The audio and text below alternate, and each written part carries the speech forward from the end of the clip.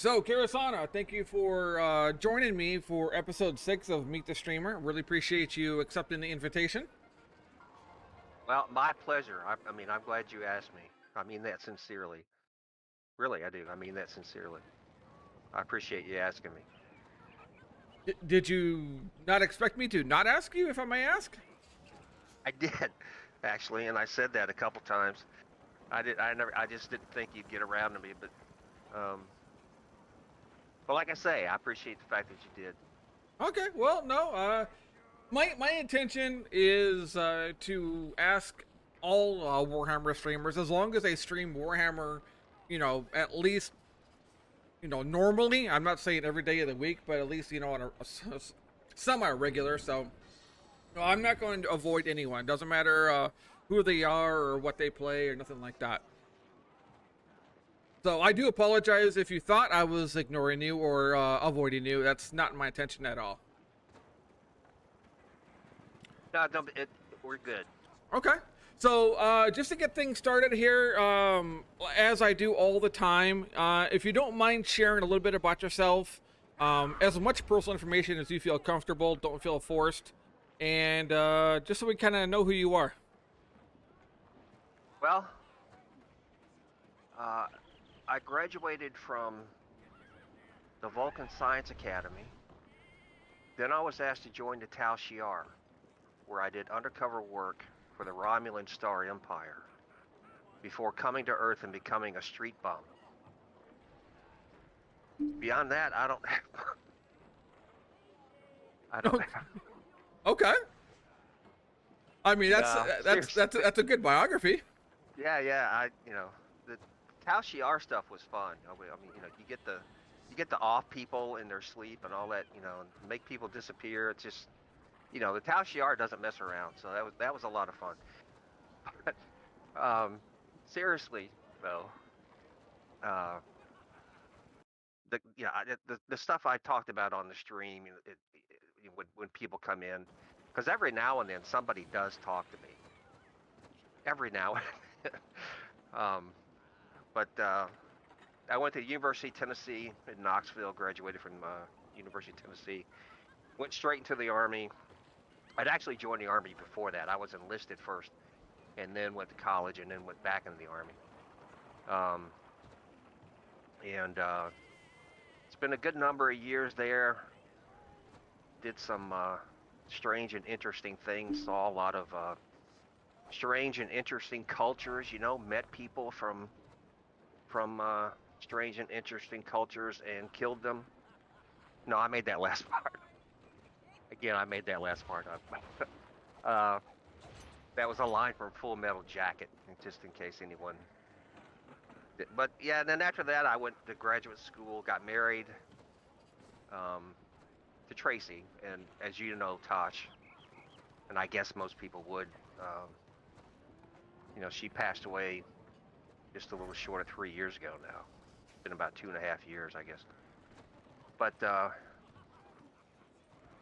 we had a, you know, we had a good life together. So anyway, after I got out of graduate school, I got into teaching. I went to public school teaching, and I quit that a few years back um, for reasons that probably this is not the best forum to discuss. Okay, yeah. Only share what you feel comfortable sharing. You don't go into anything you're not comfortable sharing. But I would get political, and that's the last thing I want to do is get political. So Okay. My just so you know, my stream, I operate. If you, I don't know how often you come into my stream. I operate my stream. Um, all things are available to talk about. I don't censor anything. All topics are available. Language, all languages available. But I only ask that question just so we kind of get to know you as a streamer, kind of like a background. Some people like to share a lot of things. Some people just like to say, "Hey, my name is this," and that's really about that. whether there are three things I love to talk about. One is, movies and film. Another is gaming and all of its aspects.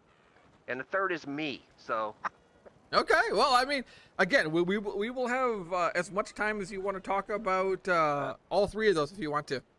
All right. So, go Oh, ahead. go ahead. I'm sorry. No, I was just gonna say that's what I try to talk about on my stream. You know, again, when somebody actually talks to me, I try to talk about one of those three things. So I don't talk on my streams. I am usually yelling on my stream, so I don't get a lot of personal information shared out. For me. But anyway, this is about you, not about me. When did you get started in streaming, if I may ask? in streaming, and this time I'm just gonna tell the straight up story. I had another joke, but I'll just go with the straight up story. Tell the joke As first. you, Tell the joke first. uh, God, now you put me on the spot. Let me let me circle back around. Um, but anyway, as you well know, because you interviewed him first.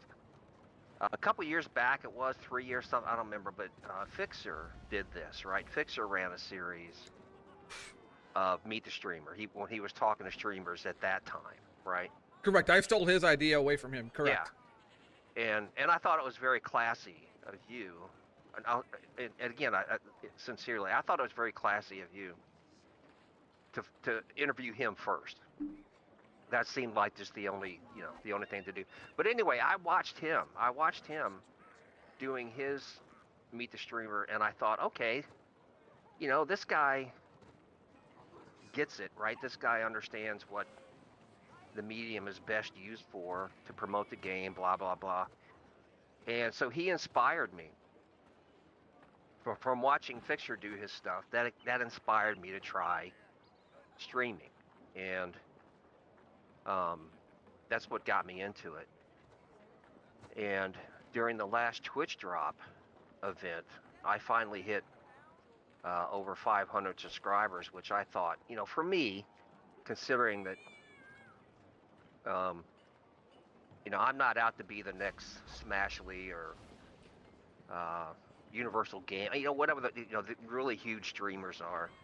That was never really my goal. I thought hitting 500 I thought that was pretty cool. So, but that's what got me into it, just watching Fixer. Okay, so Fixer was your motivation. Any other types of digital content or digital creation that you do that you're into? But again, as I'm sure you know, I've been putting up Warhammer videos since 2016. I have a thread on the forums that's entitled "War Stories with Karisanna," and I stole that title from Oliver North, who used to have a TV show on, I don't remember if it was on CNN or Fox, I don't remember. But he used to have a TV show called War Stories with Oliver North, and I just stole the title, and but that's the name of the thread. And the videos on there date back to 2016, and they've gone through an evolution, right? Like, if you went back and watched the very first video that I ever put up, which is still there, it's from a Norden Watch SC, and it's basically just raw footage matched to a really good song. Okay, so for a while, that's kind of what I did. I would record things and I would match them up to music and stuff like that and put it in. But then later I got into serious editing. I agree, GameSpawn. And to where now I do, green screen inserts, all sorts of sound bites inserts, all sorts of editing tricks and trade to try to make them more interesting. And I sent you a link. I don't know if you put it up yet, but I sent you a link to my most recent video, which I put up just a few days ago. I actually published just a few days ago. And it's entitled "Rules of Playing a Witch Elf." And that would give people an idea of the type of video work that I do. I have not put that link up, and I do apologize. I am horrible with Discord. I am not a social media person. So what I'll do is when I post this video on YouTube, this VOD, I will put your links to all of your websites in my YouTube link to share that as well. Okay. So why did you get started with doing like YouTube content? What drove you to that? Was it Fixer as Um, well? now, That was a that joke.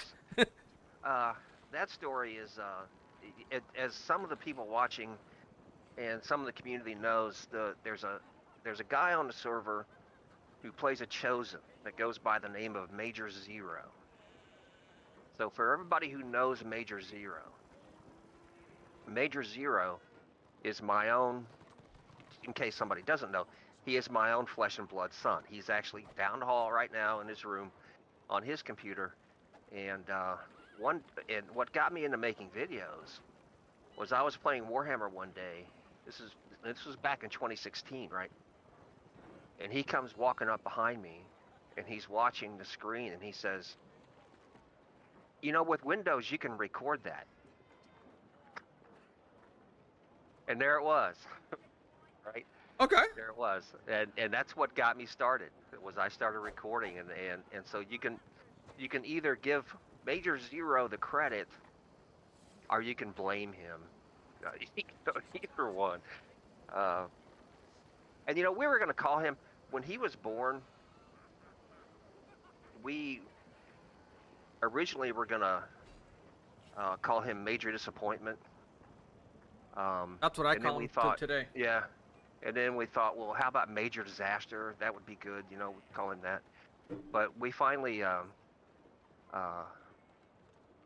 settled on Major Zero, and so, you know, he seems happy with that. So, By the way, I don't want to rat him out too much, but your son spends way too much time in my stream. well, I just got a follow on my stream. Thanks. Um, I would rather him be. How can I say this?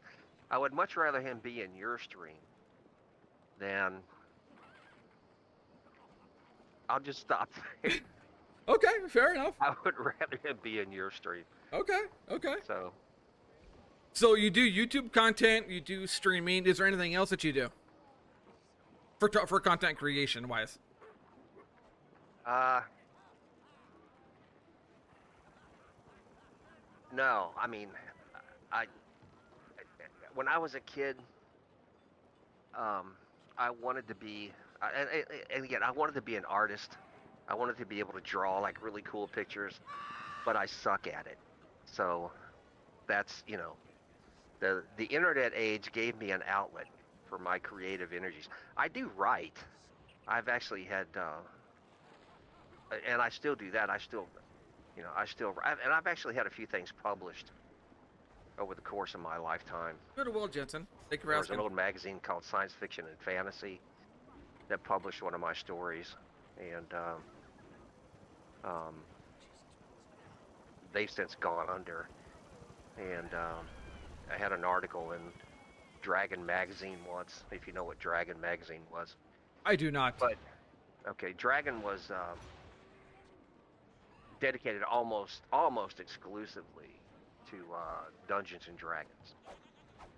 And then I had an article published about 40K.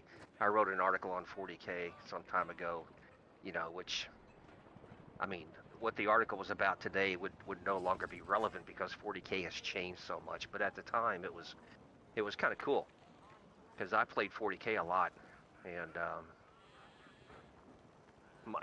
my older son and I still do. So I do not know sorry, anything. Doug. Yeah, I know nothing about Dungeons and Dragons, and I know nothing about like 40K. And people talk about it a lot on my stream. I have viewers who are really into it. I do not know anything about it myself. Well, 40K is it you know, it's history. It's a great game as far as tabletop game goes, right? As far as tabletop game goes, it really is a cool game. But it's gone through a whole litany of iterations. That it has changed. That and now they finally got it right. The I used to back when I used to write these articles about 40K, I was always small. I always approached it from the small unit tactic point of view, because that's primarily what I did when I was in the Army, small unit stuff. And meaning, you know, 6 to 12 to 15 guys out doing what we did. And that's how I approached the game. And I would write them stuff about, okay, you know, you need to sort of tailor the game for smaller scale conflicts as opposed to these big, huge, like fantasy battle, like, you know, 100 miniatures on the table on each side or something like that. That takes too much time, right?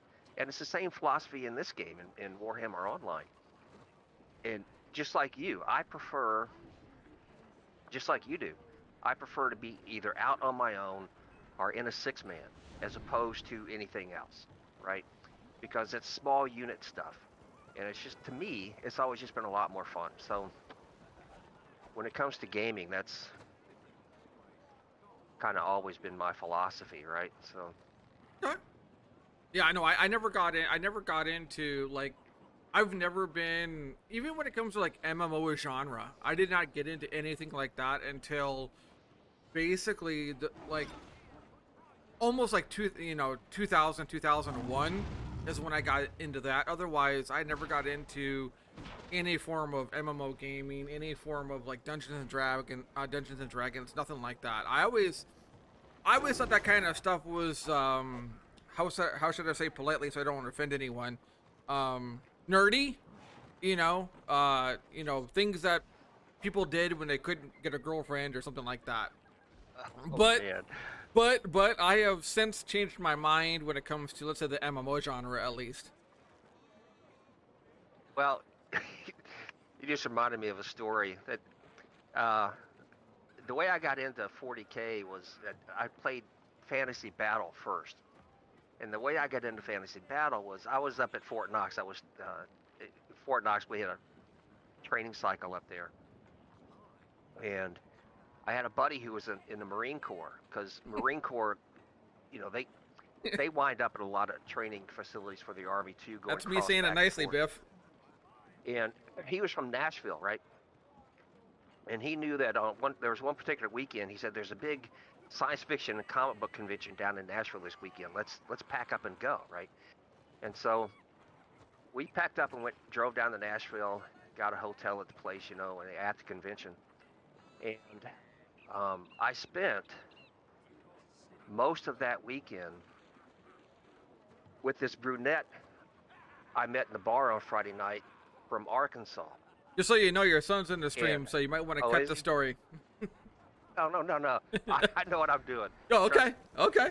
Um, but but when I wasn't, when I wasn't hanging out with this brunette, I was playing Warhammer Fantasy Battle.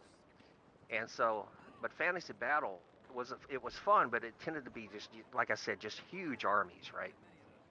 And that's why I found 40K so much better, because the armies tended not to be that large.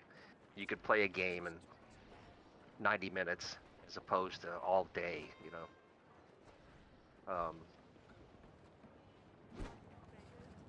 And Warhammer Online was kind of a natural extension, I suppose, of all that when it came out. Okay. What brought you, like, okay, so let me ask you, we're gonna kind of slowly change the topic a little bit. First of all, let me ask you this question, and be honest. Have you watched any of my previous interviews? Yeah, I watched them all. Oh, Actually. okay. I only asked that so that we kind of know what the format's going to be. If you did or did not, it does not hurt my feelings. I appreciate you watching though. Did you play live Warhammer? Yeah, Live retail. yeah. It, Funny story how I got into that. I was driving down a back road one night just outside of Slippery Rock, Tennessee, and I went around a curve, and there was a deer standing right in the middle of the road, looking at his cell phone. And of course, I hit him. I couldn't stop in time. I hit him, and so I got out and I ran over to see how he was doing. And while I was standing there waiting for the deer ambulance, because in Tennessee they have deer ambulances, I picked up his phone to see what he'd been watching, and he was watching some video of Warhammer Online. And I thought, well, this looks like a lot of fun. So I went straight home and the next day bought a copy. That's how I got into it. So you were not following Warhammer before it came out then, like before its release. When did No. when did you start Warhammer retail? Uh, okay, the true story behind that. You were supposed to laugh at some point, Tosh. I tell you, man. You I'm laughing on gotta stream. help, I'm gotta laughing on help me out stream. every day.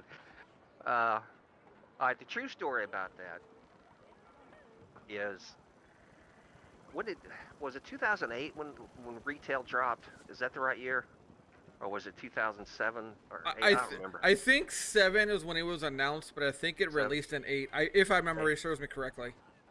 Well, again, my wife came up one day. It was getting close to Christmas, and um, I want to say it's 2008. okay. Well, anyway, that year, whichever one it was, 2008, 9, whatever. She came up and asked me what I Thank you, wanted for Techno. Christmas, and I told her, I said, get me something both addictive and depressing. So she bought me a copy of Warhammer Online, Going well, man. and it was a Christmas present. She bought me a Christmas present, and that's what I didn't even know. That's the truth. I hadn't been following it like you said, right? I didn't even know that they had made the game, but she knew I liked Warhammer, and she was like that. My wife was like that, and the Techno could tell you the same thing. I mean, she would see something in a store, and she would think, okay, you know, my husband would like this, my son would like, and she would buy it. And I'll give you one other example. A couple of years later, a few years after that, at Christmas, we were in a bookstore, and she saw me pick up uh, a big hardcover graphic novel on Tank Girl. If for those familiar with the Tank Girl comics, right? They put out a graphic novel with a bunch of the comics in it, and I made the comment said, "Well, I wish I had the money to pick this up right now." And so I put it back on the shelf. Well, Christmas morning, it was under the tree, and and so she was just out one day. She saw Warhammer Online, and she bought it for me. So, and here we are. That's actually a really cool story. That's actually a really cool story. I yeah, I don't have any good stories like that. So now, not to bring up bad memories about your late wife, and I do apologize if this brings up a bad memory. Was did she play games as well with you, or was it just a you thing? We played as a family. Um, my mother told me, when I was growing up, the family that plays together stays together, right? Uh, so um, I've tried to put that philosophy into practice uh, after she and I got married and our first son came along, and um, she actually tried. She played uh, Warhammer Online for a little while. She had a sword master that she ran in sword and shield spec, and but she got it up to like, I don't know, level 15 or something like that. And she came and told me she told me one day, she said, there's just too many moving parts, right? She said, there's just too many moving parts in this game. She said, I can't really get a handle on it. But we played board games. Like, there was a game called Warlock of Firetop Mountain it was a game, it's a Games Workshop game, and stuff like we played, and Talisman, if the Talisman board game. Anybody familiar with that? We would play that kind of stuff together every now and then. So Okay. she wasn't as into it as I am. But the thing about Tracy is that she never gave me any crap about playing games, because I really think in her mind she would much rather have me at some comic book store on Saturday playing Warhammer with my son, or sitting at the computer playing Warhammer Online, as opposed to being at a bar with some brunette from Arkansas, right? That's sort of how she, so she didn't give me any crap about um, playing games, which was great. So No, definitely. My wife, as most people know, doesn't is not a gamer at all. So we do not do the whole. We don't have children, but we do not do the whole gaming thing. The most we'll ever do is maybe she might pick up like a little mobile game on her iPhone, and we might play a game like Scrabble or something like that. Other than that, that's really about it. Tracy did that. She had, gosh, I can't remember now. I mean, she had some games on her phone that um,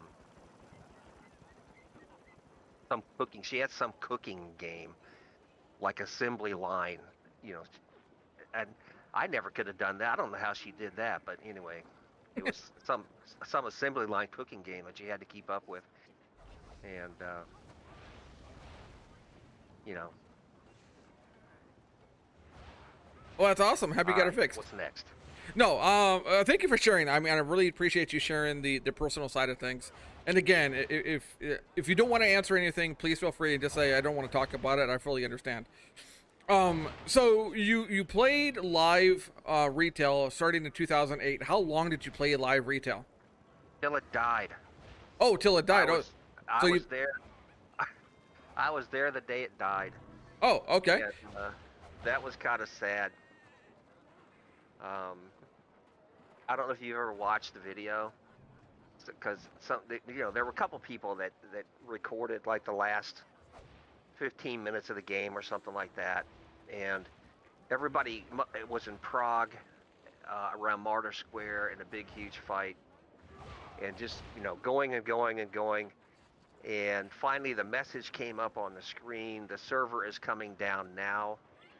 And it was amazing because there was all this fighting going on, and then the message came up that said the server's coming down now, and everybody just stopped, and everybody was just sort of standing around, and there was one little gobo that did that, however you do that thing where they put their head on the ground and start spinning in circles. I don't know what the command for that is. Slash special. Yeah, and he was doing that, and the rest of us just stood there, and then all of a sudden the server just it was gone. Um, I was really, you know, I never thought I'd play. That's why I was happy to see that the guys brought this one back. That they brought it back, because to me, this is still the best MMO. Or, well, let me rephrase that. To me, this is still the best PvP game, right? That's accessible anywhere. There are some other MMO games that, like Fallout 76. I like Fallout 76. They fixed it up some since release, and there may be a better MMO game per se, but this is still the best player versus player game in existence, hands down. We can agree to disagree with that, and we might get into that in a little bit. But I've been waiting to get a message from the dev team telling me that my server has been canceled and I'm no longer allowed to be on the server. I keep waiting for that every single day. Um, that's a bad joke. Oh, That's a bad joke. all right. I always talk about how I have not been banned yet by a GM or dev team yet by the things that I've either say or do on the stream.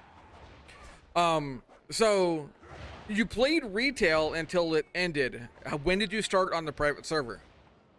Uh, like I said, 2016. It was my first video went up in I think November of 2016. So at some point before that, and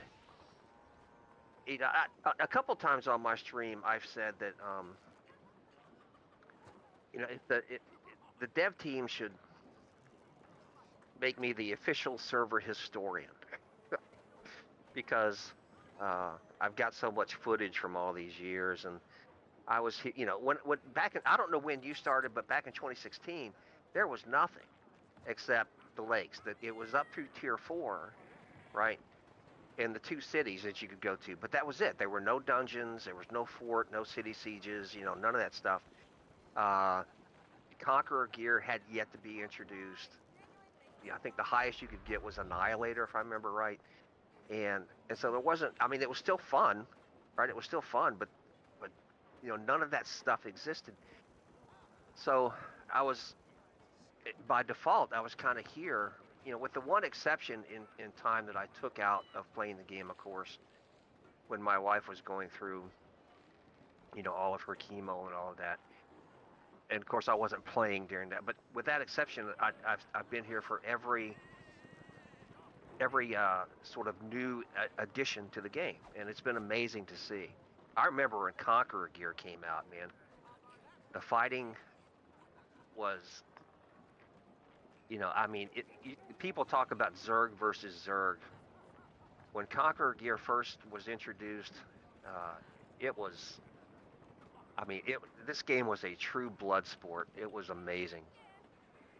Yeah, I think I started the server late 2016. I think Conqueror was just released or had been released for maybe a month or two when I arrived. It was like late 2016, maybe very early 2017, but I want to say 2016 as well for me, but the later end of 2016 for me. So you played live, you played on the private server since 2016.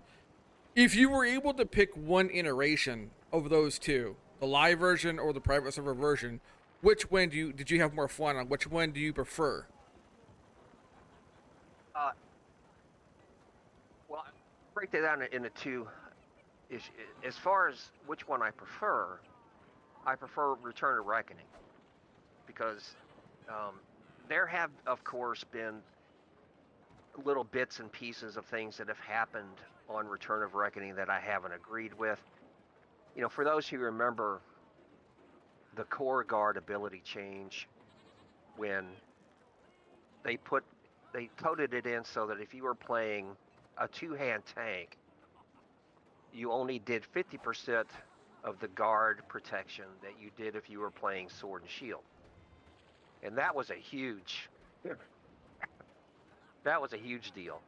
There was a lot of discussion about that. I did a video about it Hey, GameSpawn, if you're at still the here, you time. can see that the So banner I is didn't still agree with that. applying. There The was another banner one buff is where still they, applying to my for character, Sword even though I'm Masters not in specifically. range of the banner. Now, not everybody, You're still just here. Sword Masters.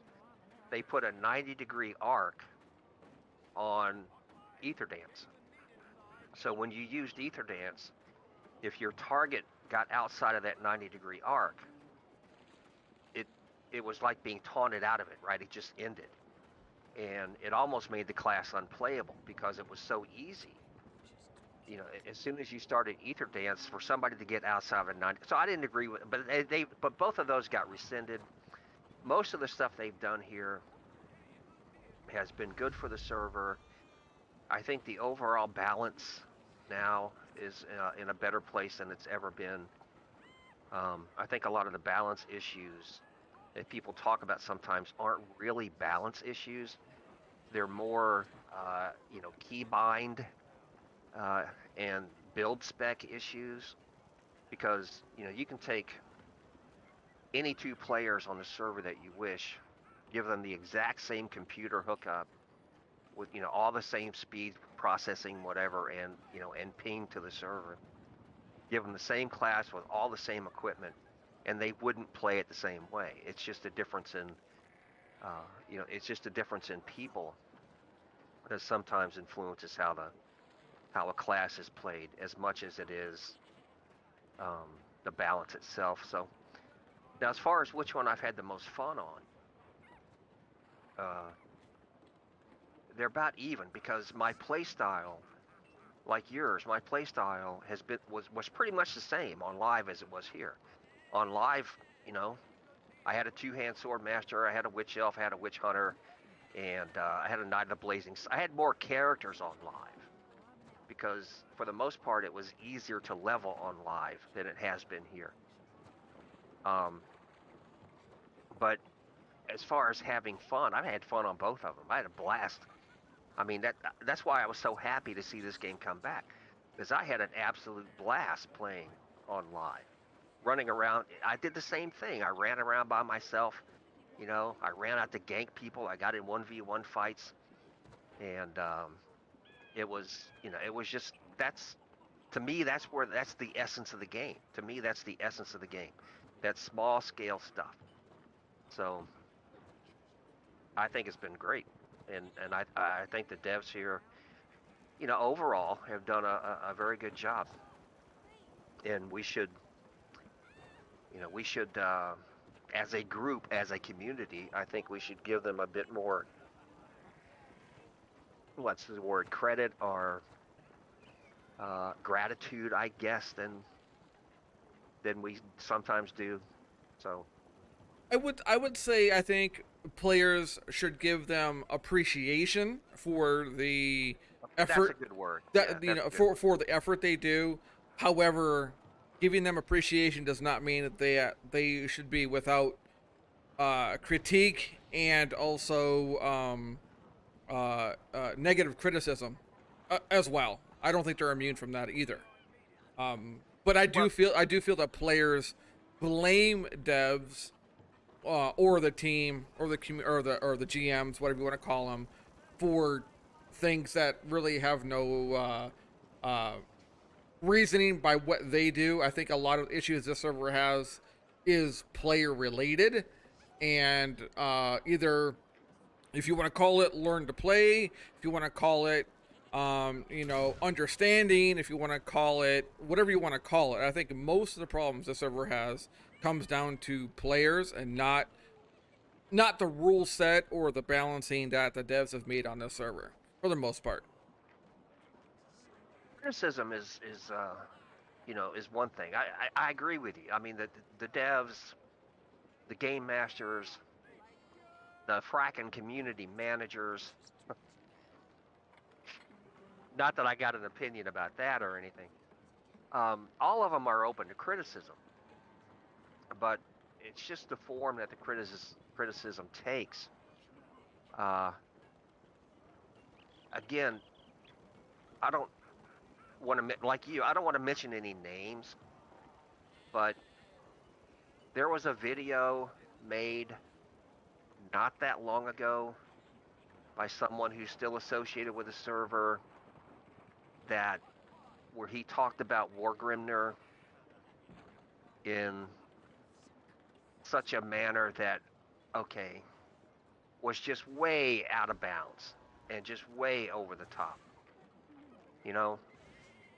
And I'm sure you know what I'm talking about. Yeah, and I have no problems mentioning the names, so I will go ahead and mention the name for you, and I will take the hit on that. You were talking about Rebiff. I am, yeah. Okay, so And I have no problems mentioning names myself. okay. So I'm not afraid of that. So I'll take the hit on that. You're fine. Well, I watched that video that Rebiff put up, and when it was over, I felt like I needed a bath. I mean, it was that bad. And okay, I can understand.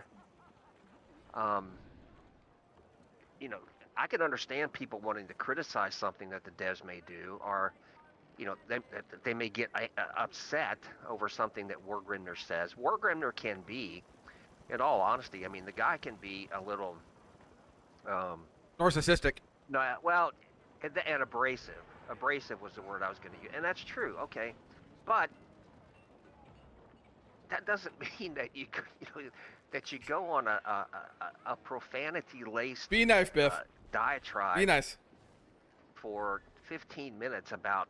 I mean, come on, Um, so disagreement is one thing, criticism is one thing, and I have no issue with criticizing or offering constructive criticism. Like back when I mentioned the core guard ability change, right? And I talked a lot about that. I made a whole video about it. And I talked about how basically my points came down to, this is one of the dumbest ideas ever. Why did you do this? This is just stupid. But I didn't do it in a manner that was crude or offensive or targeted at any specific person. What's up, Triple? You know. I think I'm not going to defend Biff for and I don't want to go too far off track. This is about you, not about somebody else. But I think I think maybe Biff, if I'm going to speak for him, which I probably shouldn't, probably felt like he was at his wits' end just dealing with outside things that maybe he was dealing with around the game and decisions and just interactions that he was having with War Grimner. So maybe he just felt like, you know what, screw it, I'm just gonna let it all off the table and just let it lay where it lays. But Yeah. I'm just, whatever. So but this is not about him, this is not about me, this is about you. Okay. One so of my favorite subjects. so you play, so you prefer this version, over live. What other MMOs do you play besides Warhammer? Just briefly, what other MMOs do you play or have you played? Well, I played Star Trek Online, and the Fallout series. The prior Fallout games weren't really MMOs. You might They were not know, great Biff. games. Fallout was a lot of fun, but I did play Star Trek Online. I played WoW for a little bit. I'm gonna tell this WoW story. All right. I've moved on away from To it. me, I've got, and I'll be quick about it, but I'm gonna tell this WoW story. So, Major Zero got me into playing WoW. Him and his brother. And we had a couple of occasions where all three of us would get on our computer and we'd log into WoW and run around and do stuff, right? But one day, I logged into my WoW account and I'm chasing down some quest, right? And I found this tavern somewhere, just this big tavern building that was out in the country. And so I went inside, and the place was just full of people. All their online characters, right? I mean, the place was just I had to go in there. I was supposed to find, All right, like, thank you for the find follow. so and so and ask him, why his eggs are rotten or whatever. I mean, but I had to go in and find it. But the place was just jammed with people just hanging out. And I couldn't believe it. And I asked somebody, I said, what's going on? Why are there so many players just hanging out inside this tavern? And turns out it was, how can I say this? It was, they were using the forum for, what is that? Snapchat or one of those dating kind of things, they were using it as a big hookup site. And that's when I said, okay, I'm done with WoW.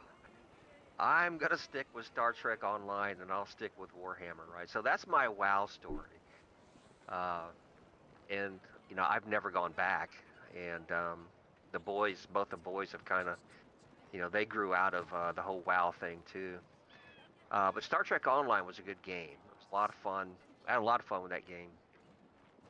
And I did play Lord of the Rings for a little bit. Lord of the Rings was good too, except it was kind of tedious.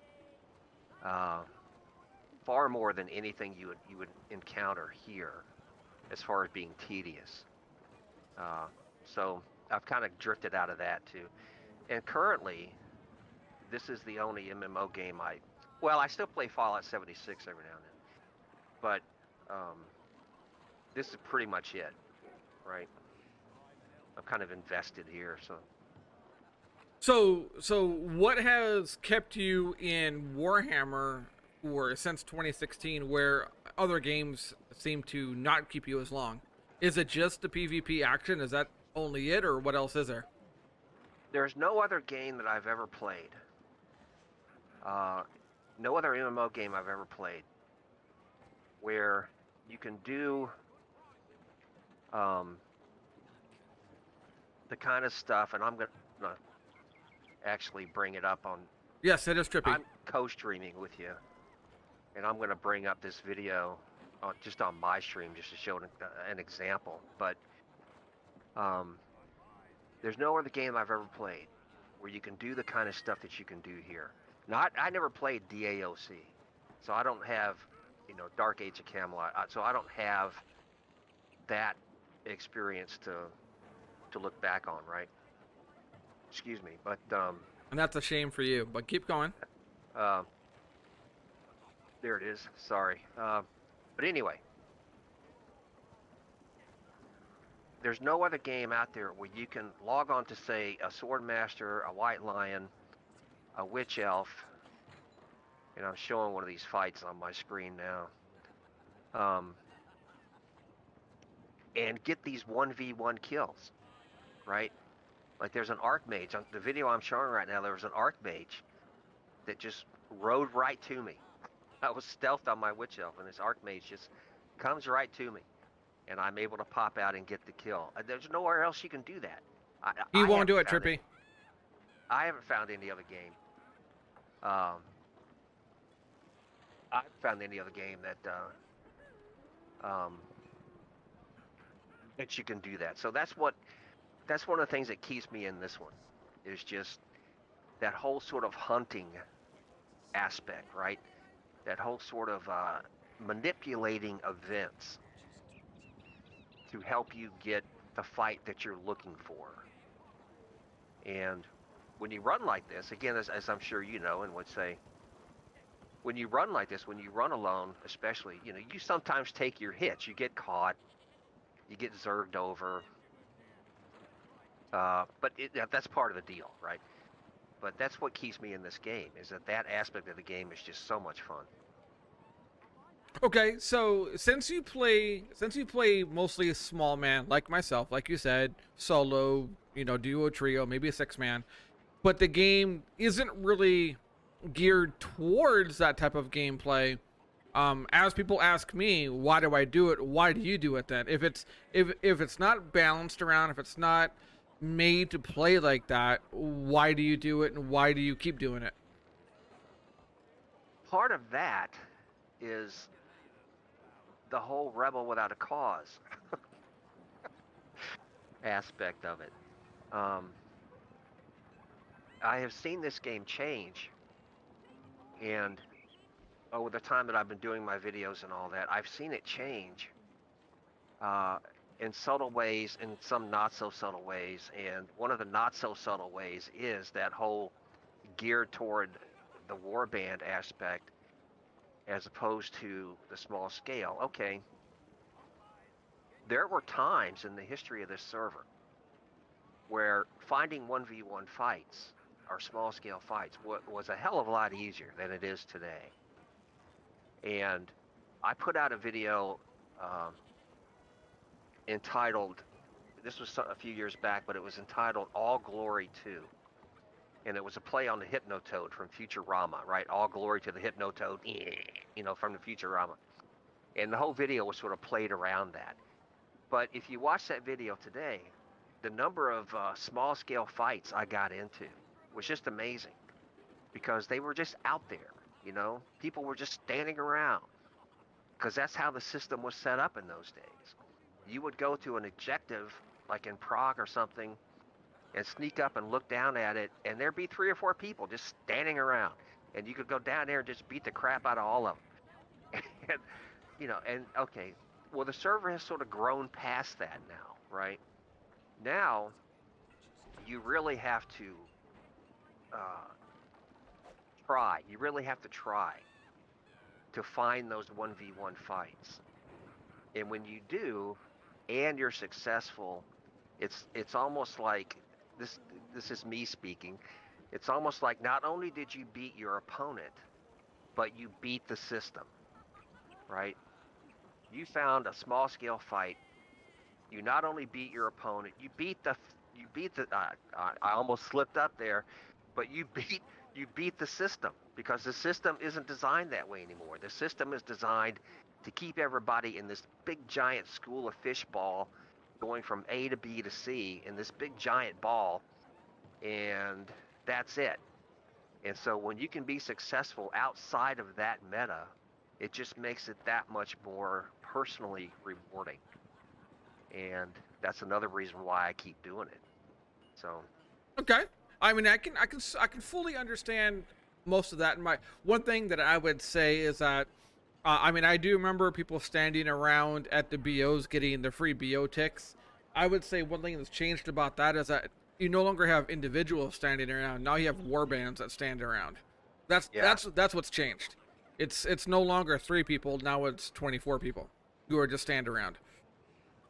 Um That's true. so okay. So but you didn't really say, like, you know, why does that keep you in? I mean, I understand the rebel without a cause thing. I solo because I was told that you can't solo. You know, I was told that's why I play Slayer. Is I remember playing when I started off as an engineer, and no, this is not about me. This is about you. But I was doing guild war bands, and I got tired of doing guild war bands, and I was like, okay, you know, what class, you know, can I play that I'll enjoy? And everybody told me, well, if you play Slayer, you can't solo on Slayer. You just can't do it. And I said, you know what? Fuck that. I'm gonna do what I want to do, and I'm gonna enjoy it how I want to enjoy it. So I rolled a Slayer, and I've been soloing ever since. Just to kind of not to prove that you can or cannot do it, but to show that you can do it with some success and actually have fun without having to, let's say, just play the easy mode classes and say, oh, look at me win in an environment where I'm not supposed to, with potentially the easiest class to do it in. Okay, So that's my motivation. and that's a good point. And you in that in my most recent video, um, which is rules of play. Again, it's rules of playing a witch elf. I'll put the link up in my stream later. I don't. But anyway, um, that's one of the comments that I make is that winning a 6v1 fight, what's the big deal, right? Winning a 6v1 fight, that doesn't make you a good player. That you can go out and win a 6v1 or a 6v2. Okay, what makes and I don't see any reward in that. I don't take any real. You know, if I'm in a 6-man and we find somebody and we kill him, okay, it's part of the game. But there's no, it's no big deal. It's just part of the game. But again, when you can go out and sort of help, use the terrain, use a hide position, be up above someone. They come by, they don't know you're there, and you pop out and smash them. Okay, again, not I don't. This is probably the best way I can say it. Not only is that a victory against your opponent, it's kind of like what you touched on too. It is sort of beating the system, right? Because that's not the type of play that is promoted by those who run the server, right? And it's Chippy, a shame. why do you have a small cock? To me, it's a shame because it's the most type of fun that you can have. So, in my humble opinion. No, I got it. No, I got it. I mean, I kind of feel the same way that you do in a way. I don't really care about the beating the system as a that's kind of like my driving force. I just do it. I think too many people. I think too many people. Like, I have people come into my stream and they say, "Hey, I'm a new player. What's the best class to play?" And I think that's not to be mean, and anyone who ever asked that question in my stream, I think that's a dumbass question to ask because I can't answer it because there's too many variables to say this is the best class to play. But I think what most people want to know is what is the easiest class to play to succeed. That I can answer. and to me, easy does not mean fun. It just means easy. Okay, here's my answer to that. If someone asks me, what's the easiest class to play on order? Shut up, Ruben. I think it's White Lion. White Lion. White Lion. I do find playing a White Lion fun. I play my White Lion is in what I call spinny AOE spec. Right. I don't use a cat. I don't use the pet. I just run around in AOE spec, and I have a blast with it. I have a lot of fun with it. But it is an easy class to play compared to a Swordmaster. You could do it with one eye open. Okay, on the destruction side, I have to admit that although for a witch elf, there are a lot of moving parts. To again quote my wife, but there are a lot of moving parts to playing a witch elf. It still is an easier class to play, say, than a blackguard. Even a two-handed blackguard or an SMB blackguard, which I do have. I have a rank 40 blackguard that I don't play very often, and when I do play it, nobody knows it's me because I don't make any noise. I don't, I'll just play it, and nobody has any idea that that it's me, and that's the way I want to keep it. So, but when I play it, blackguard, it's sort of like a very technical kind of operation, because that knockdown and then punt the guy to the moon thing isn't always as easy to pull off as some may think. And also keeping up, your protection and switching your guard targets. I mean, it's a very technical class to play, as opposed to, say, a witch elf. And I don't have a Sork, but Sorks must be just unbelievably easy. There are so many of them running around that all do the same thing and all do the same damage, and they're like little clones of each other. So Sork just must be unbelievably easy to play. And if that makes anybody mad, then good. I feel the same way about witch elves. I probably fight, if I was to estimate, probably 20 witch elves a day, and to me, 17 of them all fight the exact same way. So, okay, so you play your sword master as your main, correct? Right. And you have a white lion, and I know you also have a witch elf. Of those three, which one do you prefer to play? Which one? Okay, let me ask this. Which one do you have the most fun at, and why? Most fun on my sword master, and my belief as far as this game goes, I'm not killing and challenge. all the classes that are in the game, is that if you can be successful playing, and I don't mean for this to sound arrogant or egotistical or narcissistic. I don't mean it that way. I'm just saying this based on having played the class. If you can play a two-hand sword master and be successful, then you can take any character in this game, any class in this game, and be successful. That's just how I feel about it. And so, and the one thing I've always loved about playing my sword master is when I was in, and this time I will mention names, since you have given me your blessing. This time I will mention names. When I was in Order Biased as a guild, and then later when I was in Salt Factory as a guild, both of those guilds fought me tooth and toenail on playing two-hand sword master. They always wanted, every time a city or a fort would come up, they want me to change the sword and shield. Now, I didn't want to play sword and shield. Now, I don't have anything against the guys from Order Bias. Order Bias was a very good guild. And the only reason I ever left Order Bias was because at that time, you may remember when the APOC server started up, the Apocalypse server, and Hello Kitty, who was the guild leader for Order Bias, went to the Apocalypse server to play, and none of us thought he was going to come back. And so I left Order Bias just because of that, because, okay, without a guild leader, what's the point, right? So I left Order Bias and went to Salt Factory. And then Hello Kitty subsequently, of course, came back to Return of Reckoning because the APOC server finally shut down, I think. But Salt Factory was the same way. They'd get into a city and they'd want me to change, and I didn't, and I would do it sometimes. I would do it for the good of the guild and all that good stuff. But two-hand is just a lot more fun. Two-hand is just a lot more fun. And I imagine the same thing's true with Slayers.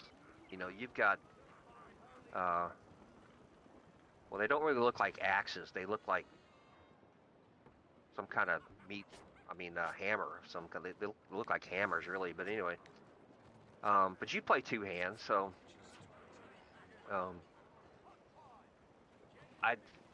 completely lost where I was going with this. I had a destination in mind, but now I have completely lost track of Okay. what I was gonna say.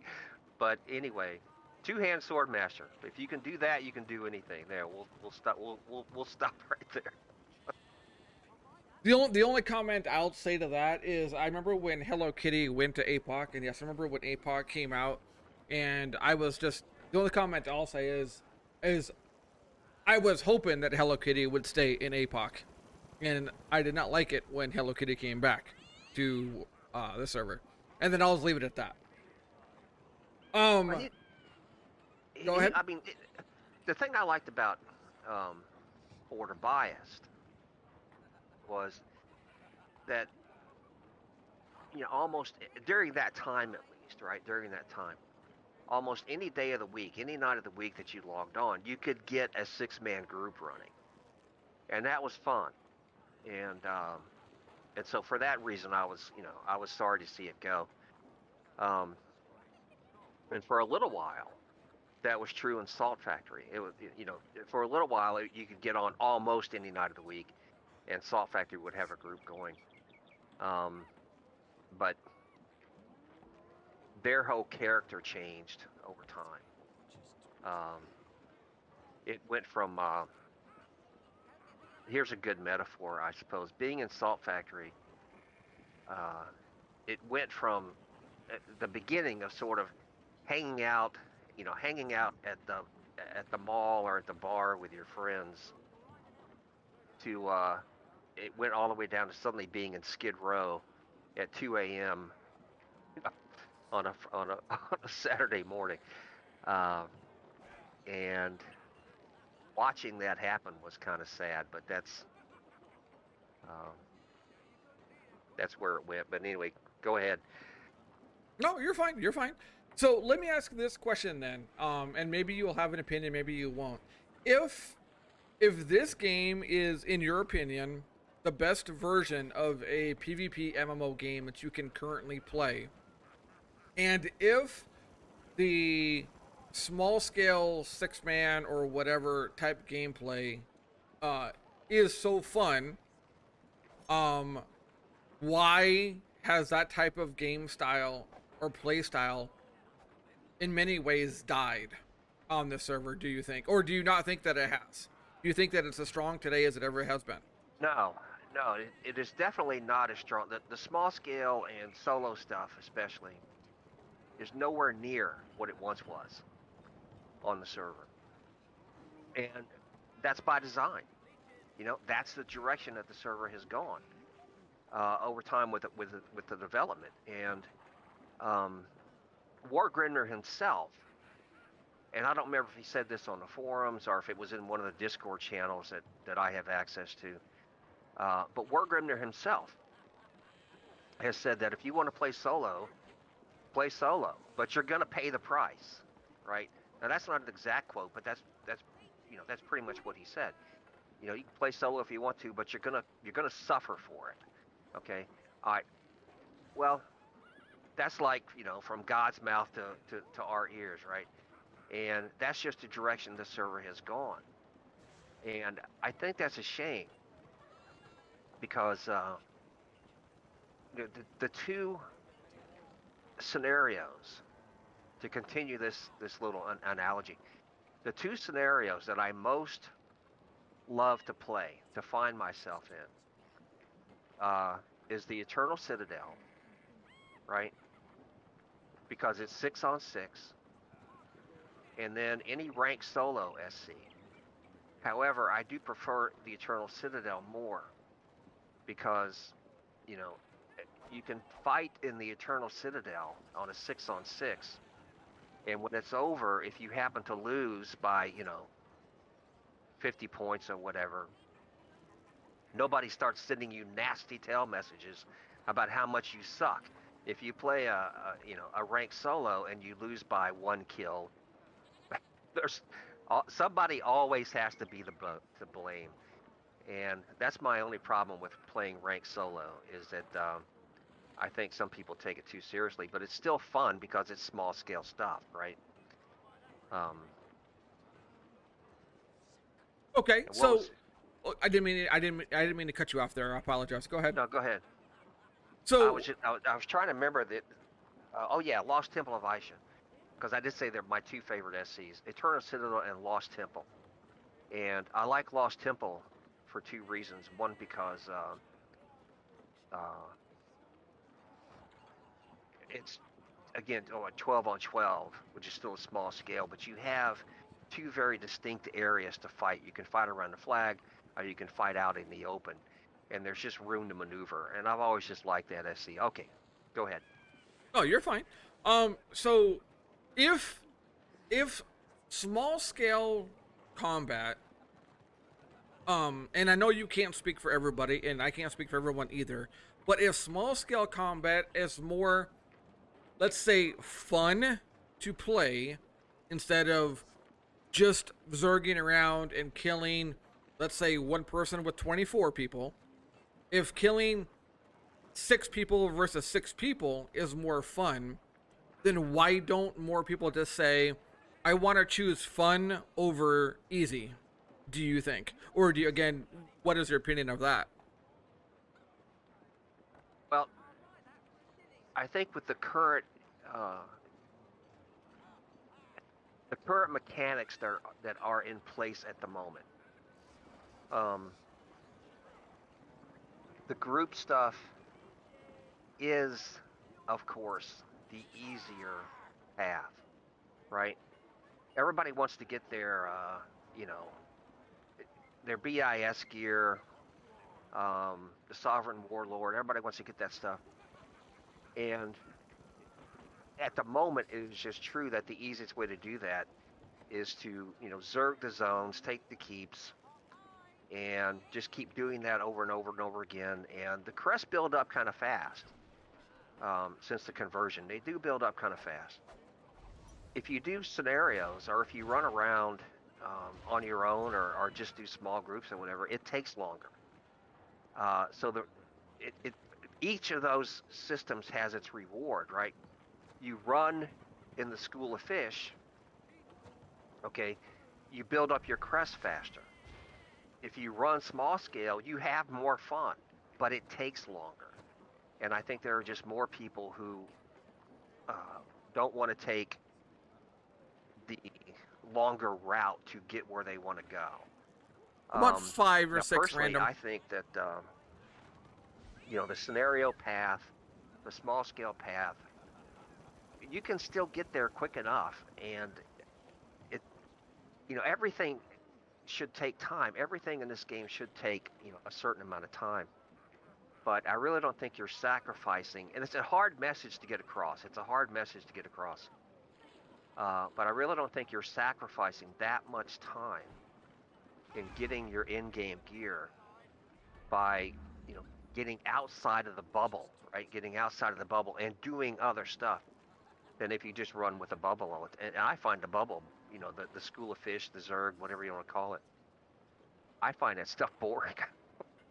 Okay, no, I agree with you to an extent. However, I'm going to disagree with you when you say that you earn crest faster in that bubble, that a bubble word that you use. Because in my opinion, if what you care about is farming crests, the 6-man is the best way of doing that, because you're not sharing one kill with 24 people, or you're not even sharing 24 kills with 24 people. You're sharing potentially crest with 6 people, and if you're able to pull off, let's say, a 6v8, a 6v9, a 6v10, the crest passing or the crest earning can be far greater than the Zerg or School of Fish mentality, in my opinion. Especially like solo play for me, and I'm not trying to brag here or whatever, but when I get a kill, I can get as many as 6 or 7 crests per individual kill.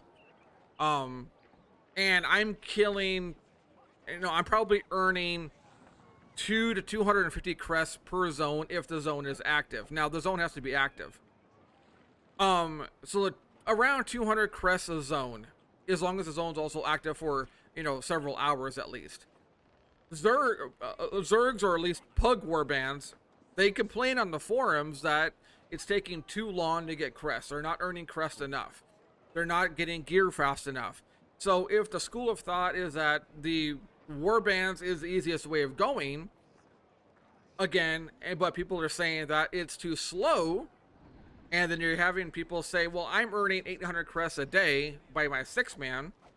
Why are people not running more of the small scale stuff instead of just doing the school of fish? In my opinion, the warband, unless you're running a pre-made and you're fighting other pre-mades, you're actually fighting 24v24. That might be paying off. But I don't think that type of environment, unless you're talking city environment, does not happen much anymore in this game, in my opinion.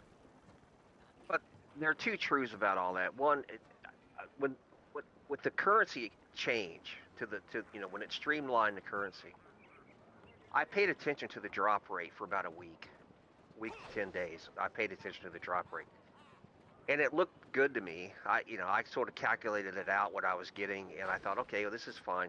And then I quit paying attention. So, I certainly take your word for the way the drop rates may be between 6-man and a 24. But I just sort of quit paying attention. I still pay very heavy attention to renown because I've been working on. I do track the renown I get per kill on, even on this character, which is, I'm renown rank 88, so who cares anymore, right?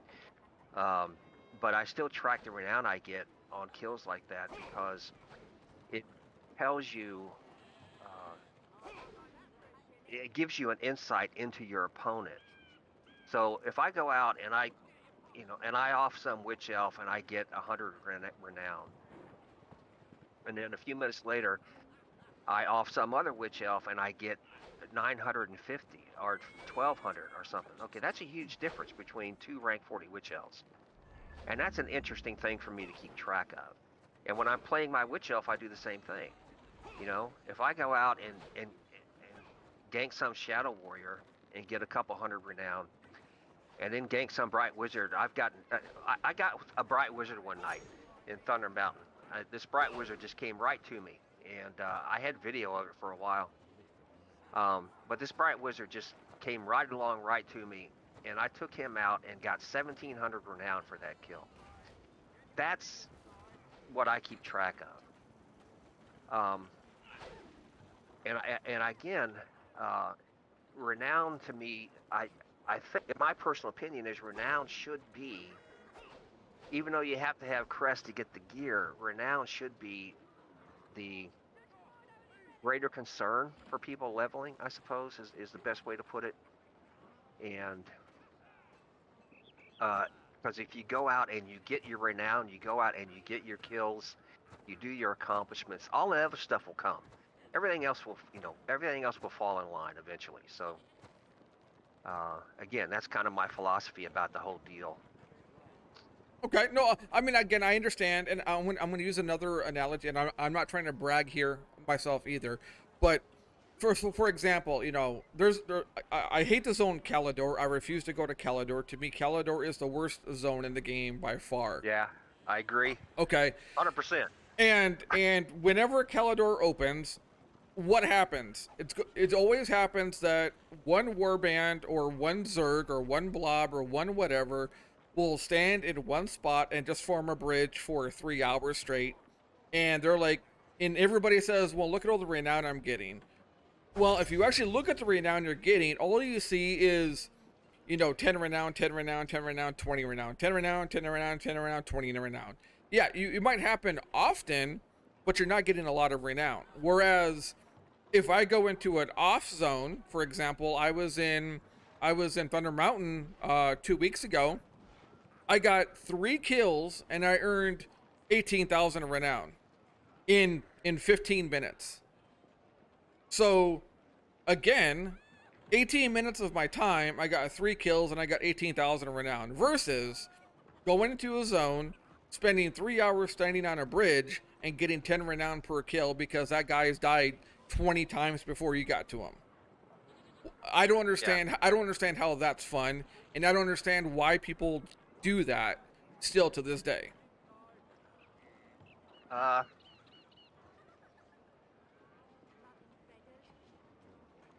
But again, I that's have, that's that's well, that's it's not about me. It's more about you. But I don't understand that mentality myself. well, I have an answer for that, but I'm gonna pass because again, I'm not trying to, No, that's you know, fair. I'm not trying. No, I'm not trying to stir up controversy. I don't want to. No, no, you're fine. I don't want to anybody thinking that I'm just,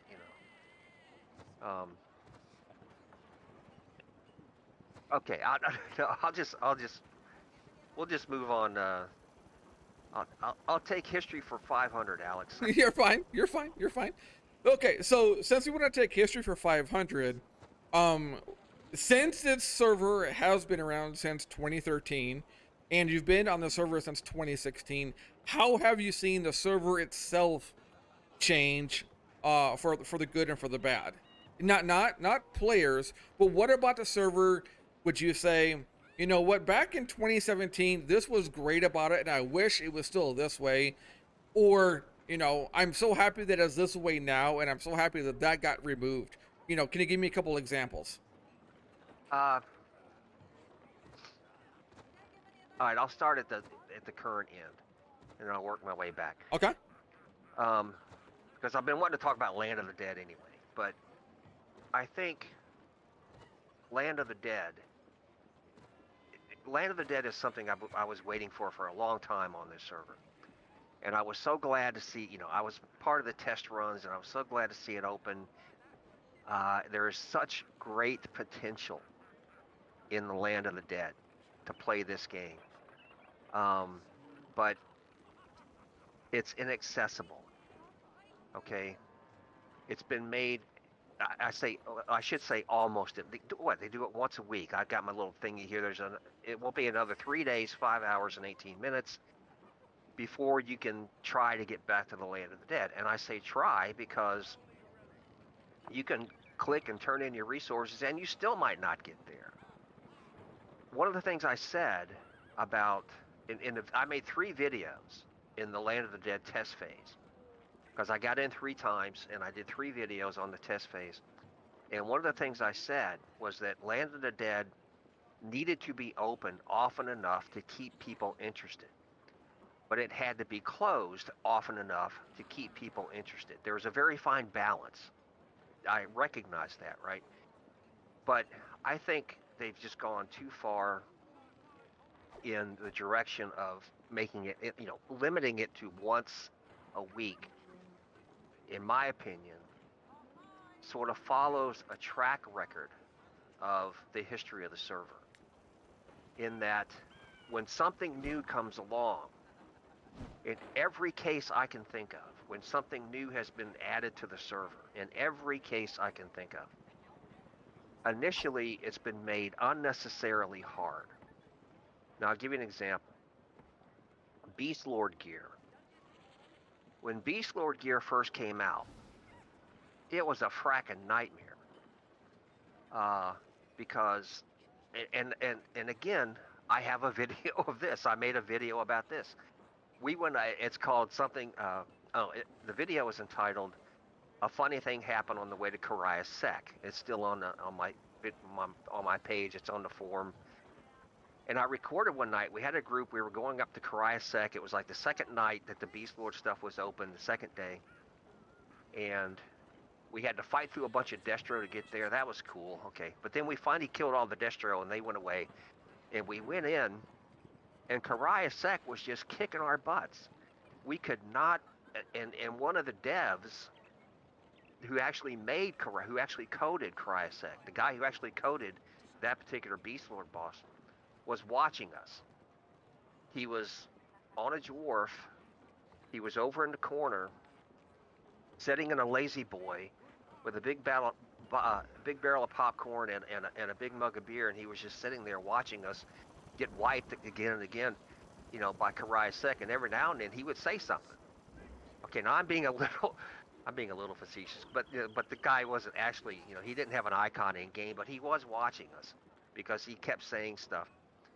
And it was just the way that the Beast Lord gear was set up at the time, or the mobs, I should say, the way the Beast Lord mobs were set up, was that you had to follow a very specific path. You had to do a very specific sequence of events in a very specific order. And if you broke it one time, if you made one mistake, you got hammered. That's the way it came out. Now that changed over time. As everybody knows, that changed over time. Today, you can go to Kariasek and kill her by yourself. Major Zero has done it. I've done it. But when it first came out, that wasn't true. It was just incredible. You know, it was just very hard. The dragon that was up I'm sure you know that guy, the dragon that was up in Dragon Wake on top of the plateau, and he took the portal that took you to him. He was a freaking nightmare too. Okay, Conqueror gear when it first came out was just incredibly hard to get because of the massive Zerg process that rolled out with it. What people, were specifically trying to win all the zones so they could, because it came out in gold bags. Then you got the Conqueror gear in gold bags, and so the only way to get the gold bags was to flip the zone, and so it was hard to get. Today, you can get it in your sleep, almost, and so everything that's come out on the server has had that marker on it. That initially, when it came out, it was hard, very hard. And then over time, things started to lighten up a bit. The Fortress is the same way. So I suppose what I would like to see is, as they continue down the road of adding new material, that they sort of keep that history in mind and say, all right, this should be, whatever it is we're doing here, right? Like getting in the land of the dead. Okay, we want it to be, unique. We want it to be something special that the players go into. But do we really want to make it fracking impossible for some people to get into? Right? To just sort of lighten up on that a little bit. And, everything, crafting was, when I first got on the server, I don't know how it was when you first got, but crafting was the same thing. Crafting was a fracking nightmare. It took, I didn't, the one thing I've never wanted to have to spend a lot of time on playing this game was crafting, because the name of this game isn't Crafting Online, it's Warhammer Online. Now that's lightened up too, right? That's lightened up too over time. But it's just seemed to be the embedded philosophy that when anything new comes along, initially it has to be made as hard as they can possibly make it. And I've never quite understood that. So that's my general answer to your question. Okay, no, I appreciate the answer. My only, if I was to say feedback to your feedback on it would be, I remember when Beastlord came out, and yeah, it was harder to do, but my reasoning behind it, and now you're correct, the bosses have lightened up a little bit, but I think it's also a little bit of, well, when Beastlord was released, you didn't have Sovereign gear. You didn't have Invader gear either. You had a much lower level gear, so of course it was harder. You got killed easier, you hit harder, you hit less as a player than versus, let's say Major Zero on his chosen Ken today, by far. Just because of the gear, how that has progressed over time as well. Yeah, he can take out the Beastlord guys by himself. Yeah. So I think that's one aspect to it, is that when Beastlord first came out, you didn't have the quote unquote power gap that you have today. But well, yes, that's true, and I did put the disclaimer on there that nothing, everything should have its level of difficulty. I have no issue with that. I don't. If anybody heard what I said and think I'm advocating for the server just giving people stuff, that's not what I mean. Oh, no. Everything should have its price. I think that it just initially, a lot of times when stuff has come out, the price has been, a little bit too high as far as the time consumption. No, I agree. No, I agree with you. And my biggest issue with the server has always been, I've never understood why, let's say, you can grind scenarios endlessly until your heart is content to, let's say, working to get, let's say, your SC weapons, for example. Back when you could only buy SC weapons by doing SC gear or by doing SCs. So you could grind that 24/7, 365 all you wanted, but you could only do one crypts and tunnels every 7 days. That made no sense to me whatsoever. Yeah, and that's another example that I could have given, the whole crypts and tunnels and bastion stair thing. That So initially the lockout timers, I thought were a bit excessive too, which is kind of what's going on with Land of the Dead at the moment. Now, I'm not at the moment. I wouldn't want Land of the Dead open every day, because that would take some of the flair out of it, right? That would take some of the uniqueness and all that. But this once every 7 or 8 days thing, I think is just a bit too excessive. But since you brought up scenarios, please allow me for a moment to preach the gospel of scenarios. we are going to disagree on this, but go ahead. Okay. I love scenarios. I think scenarios are, some of the best fun that you can have in this game. And as you may know, and some of the people listening may know, I did a whole series of videos on scenario guides. Now they're a bit dated now because they've been out for a while. But back when I did it, I wound up doing 24 different videos for 24 different scenarios, talking about the mechanics of each one and all that stuff. And one of the reasons I invested all that time and effort was because scenarios to me are just such fun. Scenarios they have, each one of them has a very unique,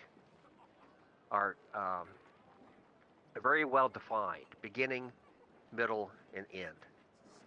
And at most, you're going to spend 15 minutes in one place doing a fight, which often happens in Kane's Embrace. Kane's Embrace, of all the SCs, that's the one that tends to last the full 15 minutes most often. And part of that is just the design mechanics of the scenario.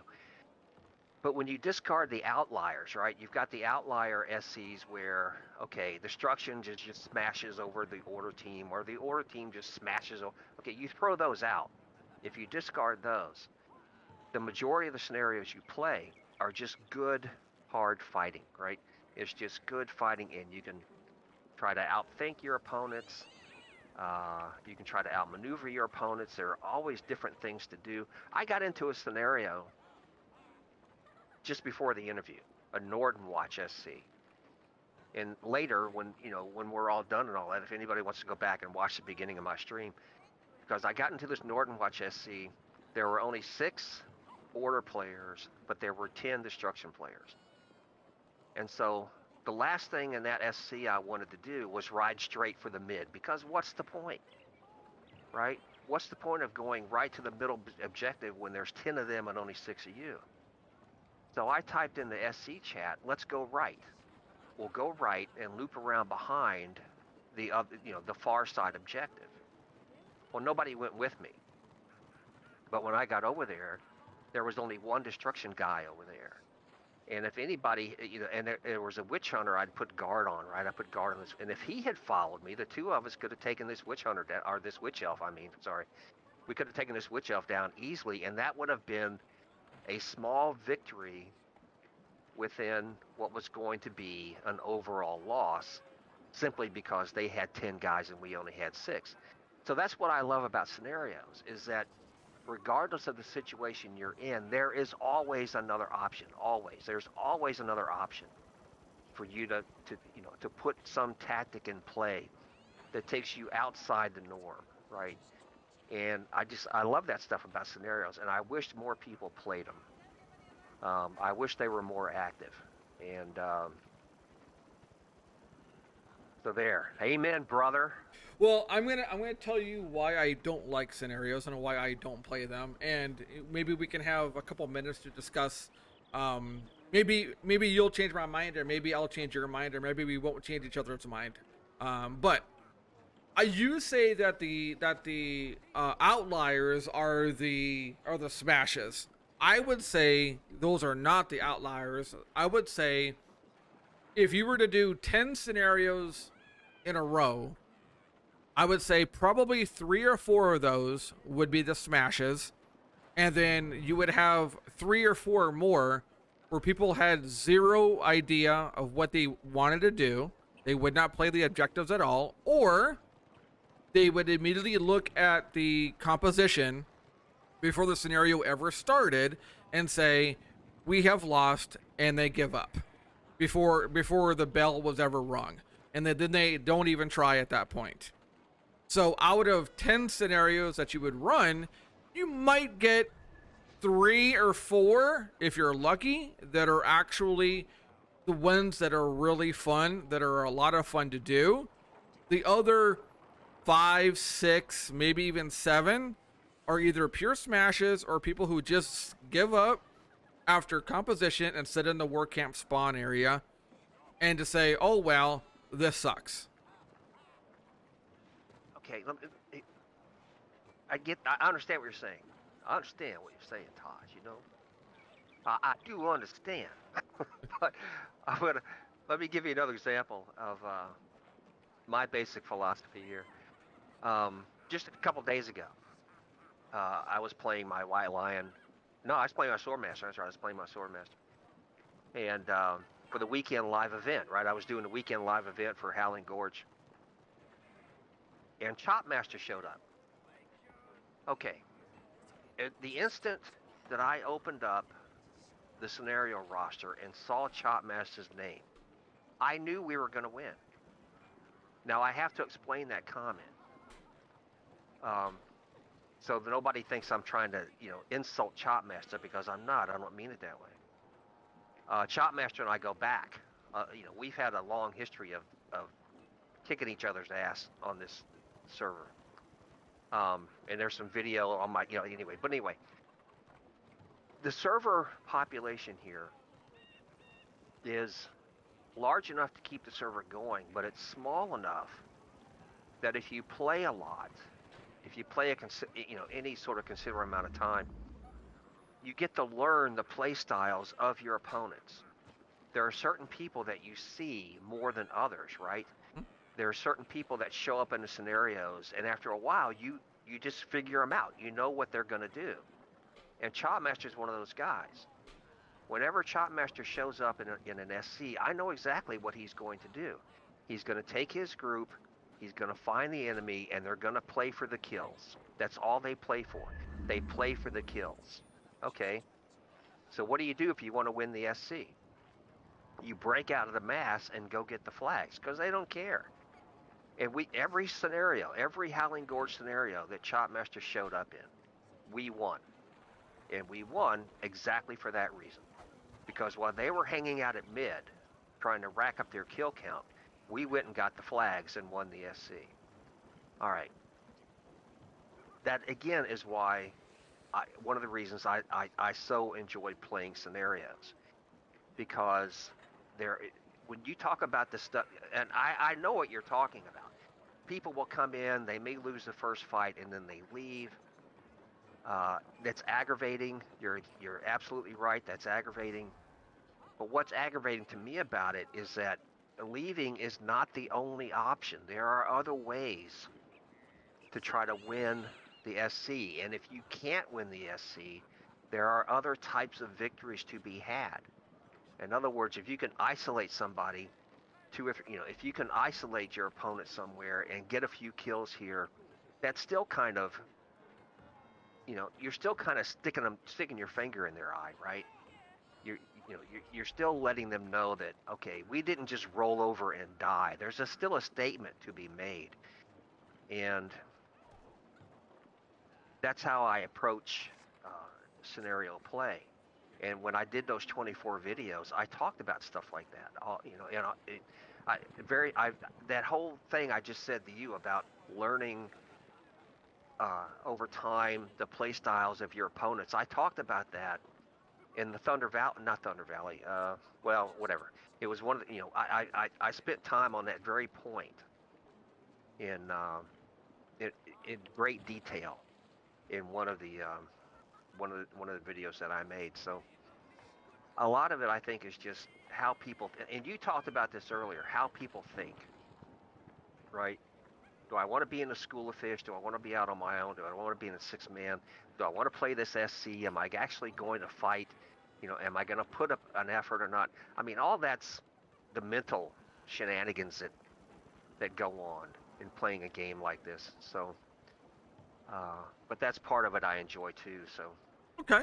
Well, let me ask you this then. So, if you enjoy, the okay, so let me rephrase this.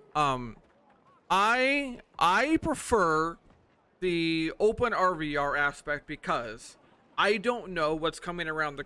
I can turn any corner, and I don't know who I am potentially fighting or how many I'm going to be fighting. I don't know if it's going to be one witch elf or if it's going to be 30. I don't know who I'm fighting. I don't know what the composition is going to be.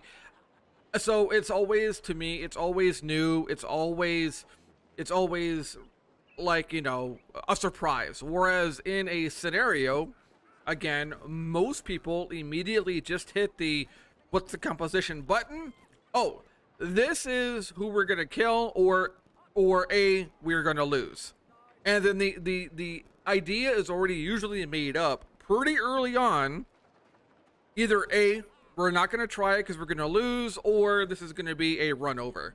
Whereas in open RVR, unless you're playing in zones that's 400% AAO and it's you versus 1,000 people, you can have those fights where it's like, oh shit, it's one guy and it's somebody who I recognize, and this is going to be a brawl, or oh shit, it's a warband and I'm getting run over.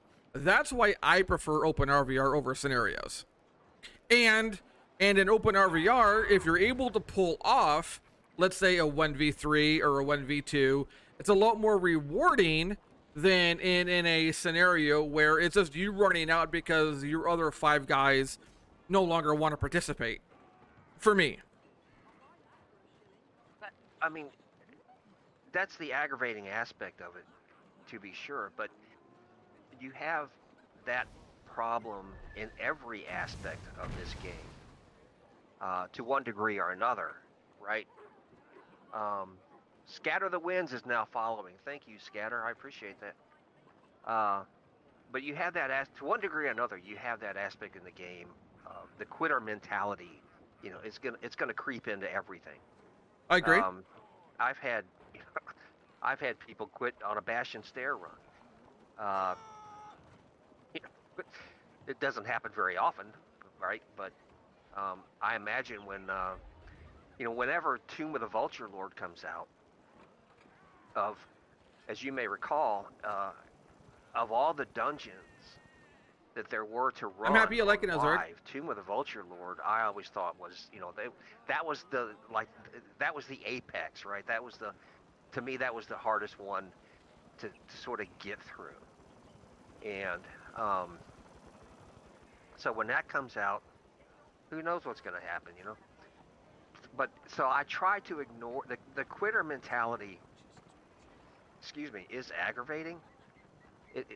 But I try not to let it get to me, because if I did, it would take the fun out of playing the game. And if the game ever got to a point to where I couldn't find any fun in it anymore, that's when I would quit playing. Fair enough. So, No, I mean, I'm. It's just. I think it's a point of view difference of what is fun for each of us. I prefer the open RVR over the scenarios, and I'm not saying my way is the best way. I think you can, as the old saying is, you can there's more ways than when to skin a cat.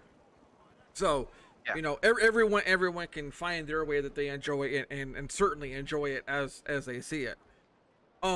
But a topic that you kind of brought up a little bit, and one that I was also kind of slowly alluding to a little bit, and this is something that I ask most of the people that I interview is, have you seen a difference in mentality on how people approach PvP in general? For example, I view it as back when I used to play Dark Age of Camelot, which to me is the best definitive PvP MMO game ever created. When I played it back in the early 2000s, the aspect of PvP was truly fight.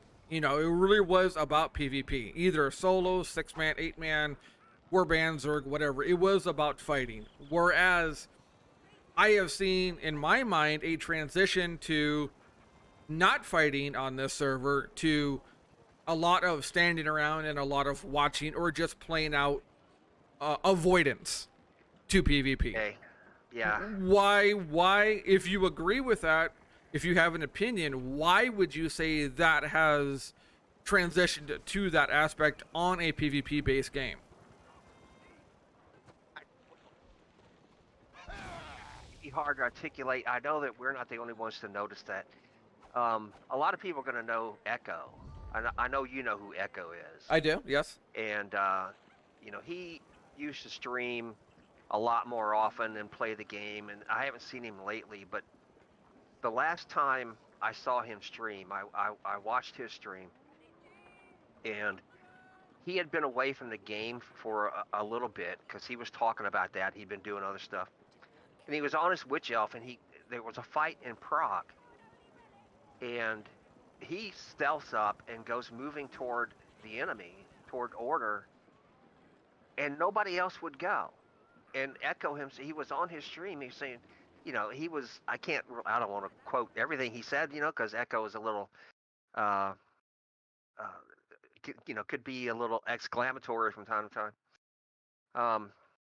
But he was yelling at the players, "Get in here!" I remember that distinctly. He was saying, "What is going on? Get in here and fight."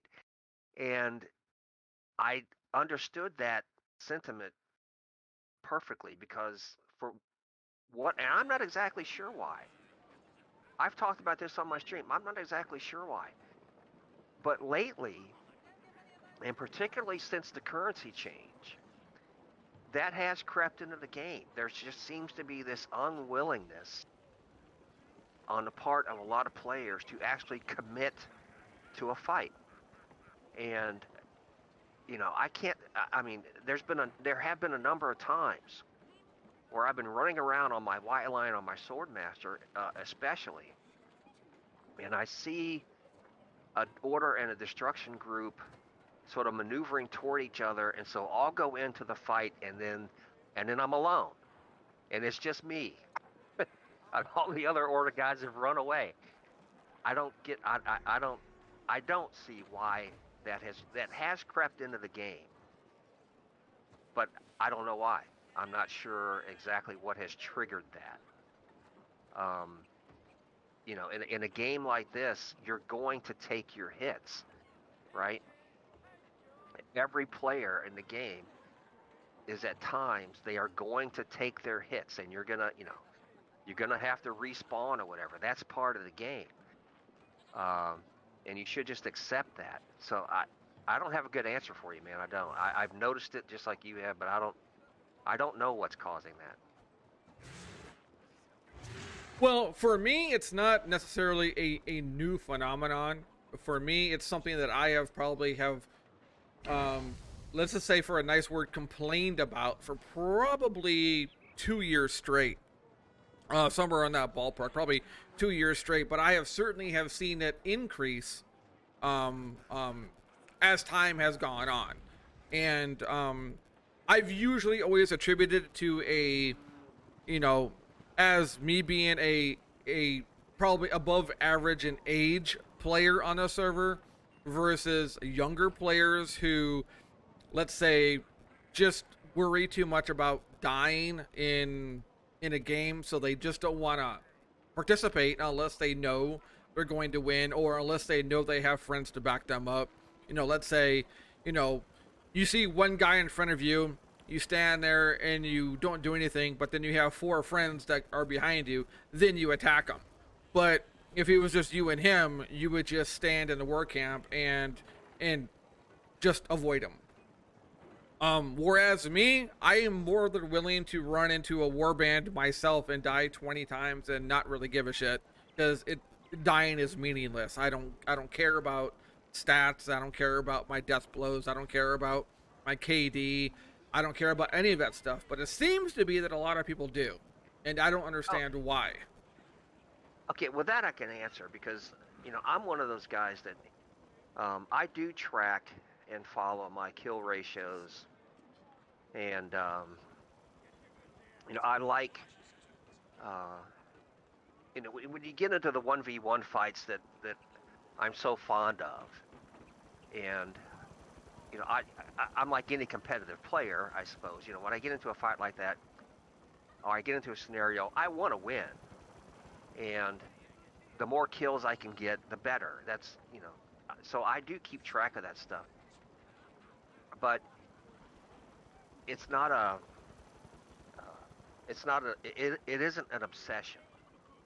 And whereas I might not like losing a fight, when it happens, I don't smash my computer and walk away. Like there's some guy on YouTube or TikTok or whatever, the guy takes a baseball bat and starts beating the crap out of his computer. I don't understand that mentality. But being competitive is it's just to me part of the game. And this game is always, I thought, this game has always fostered that sort of competitive nature because we have to win, and we have to win at any cost. And there are different levels of that, right? But this game has always sort of fostered that nature, which the competition isn't just me and some random guy on the internet who may be halfway around the world. It's personal. Okay, the personal nature of it. Whereas, when I saw Echo, when I was on my Swordmaster, back when Echo played a whole lot, when I saw him and I got into a fight with him, I wanted to win, but not because I hated Echo, right? It had nothing to do with that. It was just the fact that he was a good player. He was a known good player. So if I could win that fight and get a kill on Echo, then, that's an in-game accomplishment. But there's nothing personal about it. The same thing's true with you. If I'm playing, this video that I just put out a few days ago, the rules of playing a Witch Elf. One of the sections in that video is specifically, it's rule number 15 in the video, which says some kills are better than others. And I believe in that philosophy. Some kills are better than others. And in that little segment of the video, I got a kill on you once in Chaos Waste. And behind the keep. Okay. I didn't put that kill, by the way, was a 2v1. I want to put it on the record. I remember that kill. That was a 2v1. That was a 2v1. Admit it. 2v1. Admit it. I remember it. Somebody else. I remember it. Else in the area. Yeah, I remember it. I remember it. But anyway, I didn't put it in the video. The point I'm making is I didn't put that in the video because I have any animosity to you. I didn't put it in there because I wanted to try to make you look bad or none of that horse shit.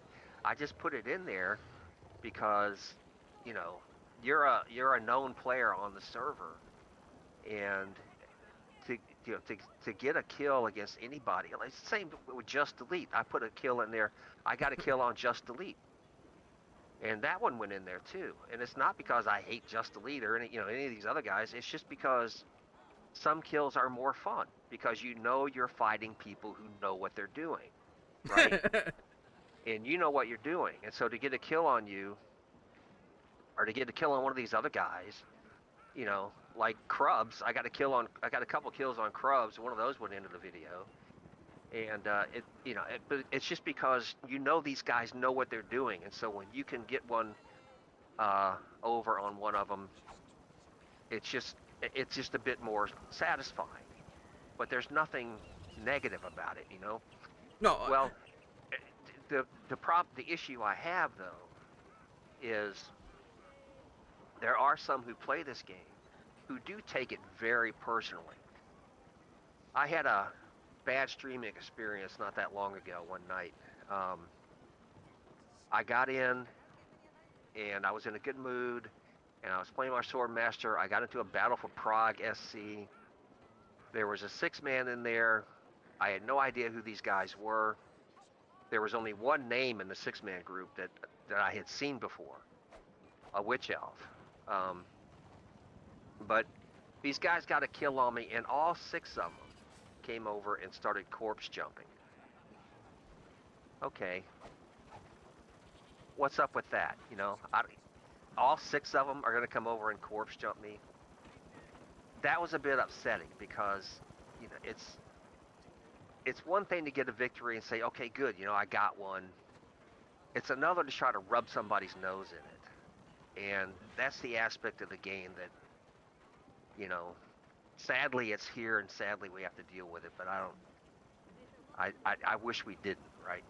Especially when, you know, I mean, if these guys had some kind of problem, if I had said something on my, or whatever, if I said something on the forums, you know, they can come to my stream and talk to me about it. But instead, they just get a 6-man together. They come into a scenario that they know I'm going to be in, and then all 6 of them start corpse jumping. That's a little childish, I think. Well, I mean, I have the corpse jumping issue, and to me, it's not an issue. Probably every single day. I mean, I'm not afraid to point out or say names, but like Freebooter's guild, Gruffer and his guild are running around basically whenever I play, and you know, I'm a person, like I said, if I see anyone in front of me, I am not running away. I'm not avoiding the fight, even if I know, for example, you know, if I see Major Zero on his chosen, I'm not gonna say, forget this, I'm gonna lose, so I'm not gonna fight. To me, this is a PvP game, so I'm fighting you. Even if I know I'm going to lose, I will take the L. I don't care. It does not bother me. I don't worry about my KD. I just Yeah. don't. I just don't care about that. So I'm gonna fight you. If you're in front of me, I'm fighting you. Numbers don't matter to me. But when it comes to the whole corpse jumping thing, again, I think part of that is it's the price you pay to be a streamer, because people want to be on camera. They want to be looking like they're popular. They want to look like they're being, famous or whatever on your stream. So they want to jump on you. They want to emote you. They want to do whatever they can to you.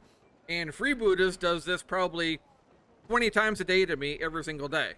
They'll run me over, and then half of them will jump on me, emote me, laugh at me, whatever.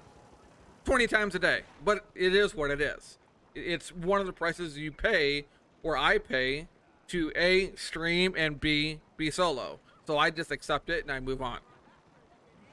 Some of the best fights. In fact, I'm looking for one of them right now on my in my files. But you know, some of the best fights, 1v1 fights that I've ever been in, are ones I eventually wound up losing.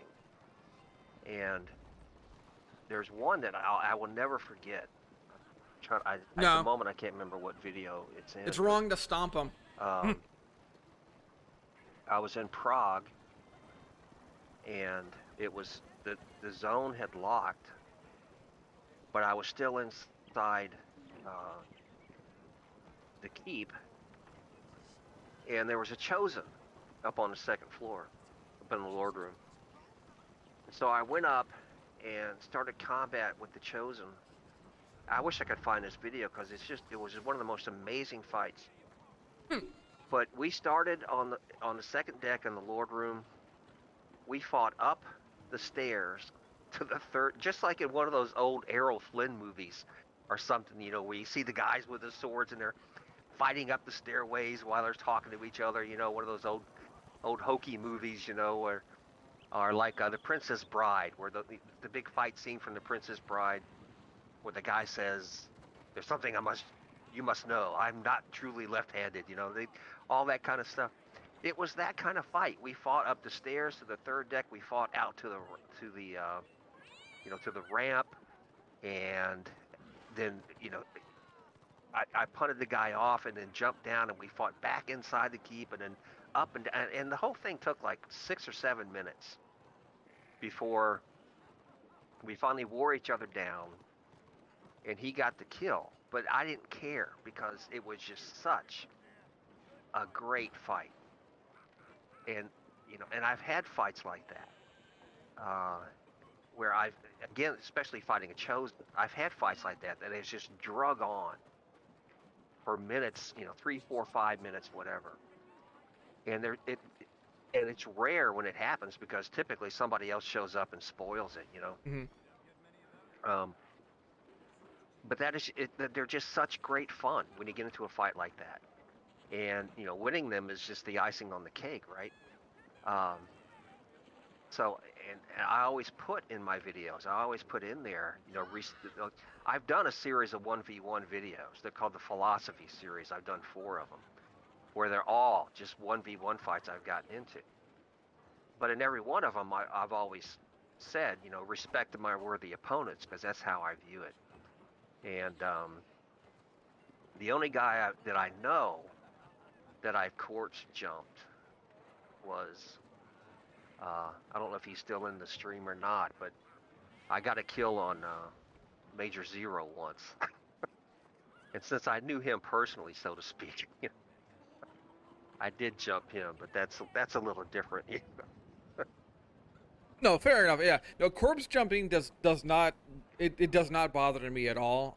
Me personally, I know people have said this should be like a banned offense, or this should be banned. It shouldn't be allowed. Some people view that as being toxic and things like that. Personally, Well, for me, I just ignore it and I just keep playing. I don't think people should be banned for it. I don't go that far. I just think it's in poor taste. That's all. Fair enough. Fair enough, but it to me again, it's also one of the prices that you pay to stream a game where you have a small community. I mean, if you're a streamer that's been streaming for, let's say, 6 months or more, everyone's gonna know that you're a streamer when you're on. You probably know you're streaming, and again, they want to be on your stream showing that they killed you or that their group killed you, and they want to kind of humiliate you in front of your viewers as much as they possibly can. I think that's the majority of the attitude. Is it's not really a personal thing. I think it's more of a thing of saying, "Hey, look it, we killed you on your stream. We're the ones that did it, and you can't do anything about it." Type of mentality. But it's the price you pay for streaming. But that's another. See, now that is okay. I'm going to give away a bit of my personality here and the inner workings of my mind when it comes to this game, because that is one aspect of the game that I do indulge in. And when you say, okay, they're jumping up and down and they're saying, we killed you and there's nothing you can do about it. Okay, there is something you can do about it. It's called revenge. And there have been many occasions in this, and I'm not the only one to do it. Certainly not. I'm not the only guy to do this who plays this game. But there have been occasions where I've gotten killed by somebody, and it may take me weeks or months or the next year, but eventually I will hunt them down and get even. And that's just, I'm not trying to be mean. I don't mean it that way, but to me, that is part of the game. When you play on a small scale, that is part of the game. Eventually, eventually, one way or the other, I'll find you, no matter how long it takes. And that's just part of the fun, as far as I'm concerned. So. No, I certainly see what you mean by that, and I certainly agree with what you mean by that. In fact, I'll give you an example of there is, and I'm not going to say a name.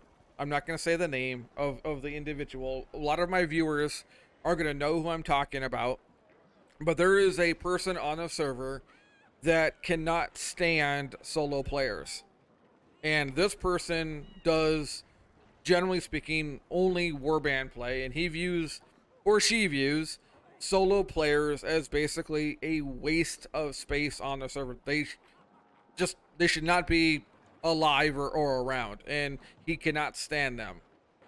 And this individual, whenever I see him on stream in his warband, when I get a kill on him, if I'm able to get a kill on him, that is, I do make a point of it and saying, "Oh, look it, a solo player has killed you.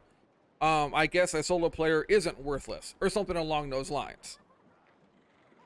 So I certainly see what you mean about the whole revenge aspect of it. Yeah, and actually, since you you made me think of something. I have a video that I'm looking for on my list here. that at the moment is unpublished. At the moment, Fixer is the only guy associated with the server that has actually seen this video. And I'm not gonna say, Biff. oh, there it is, right there. I'm gonna go ahead and start it. I'll just turn the volume off. But it's entitled Karma, and it's the reason I let Fixer watch it is so he could give me his opinion as to whether or not I should ever, make the thing public.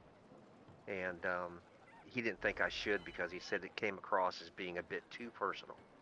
So I will run it this one time while we're talking here, and I'm out roaming, right? I'm out roaming through bar at bar, and I find someone, and it was one of those very personal moments. I couldn't have asked for a better opponent, a better target to show up here. So but again, I consider all that just part of the game. It's just part of the game. So you might as well have fun with it, right? No, certainly. I mean, I agree with you. If this game ever became not fun to play, then I certainly would not play it. I certainly would not be here. I certainly, if it was a case of, I felt like it was, if I'm playing 7 or 8 hours a day, 5 days a week, because I'm streaming, if I'm like, what, this is not fun, but I feel like I have to play, I would just walk away and I would not play. I would be done. So now kind of wrap things up here a little bit. This has gone a little long, which is fine. I'm not upset about that. Not a problem at all. Do you enjoy playing this game as you stream or off stream more? Or do you have no opinion of that? To you, is it the same thing on or off stream? Or do you prefer one over the other? There is a very decided difference. Yes, I agree. I've said this a few times on my stream, is that there's an old principle of physics which states that you cannot, quantum mechanics really, but anyway, you cannot observe an event without altering. What's up, Young? Thank you. And I think that applies because when you stream, anybody who wants to can come in and see what you're doing, and therefore they can manipulate the stream simply by what we've talked about here and there throughout the interview, by showing up and trying to track you down or whatever, so there's that aspect of it. When you're streaming,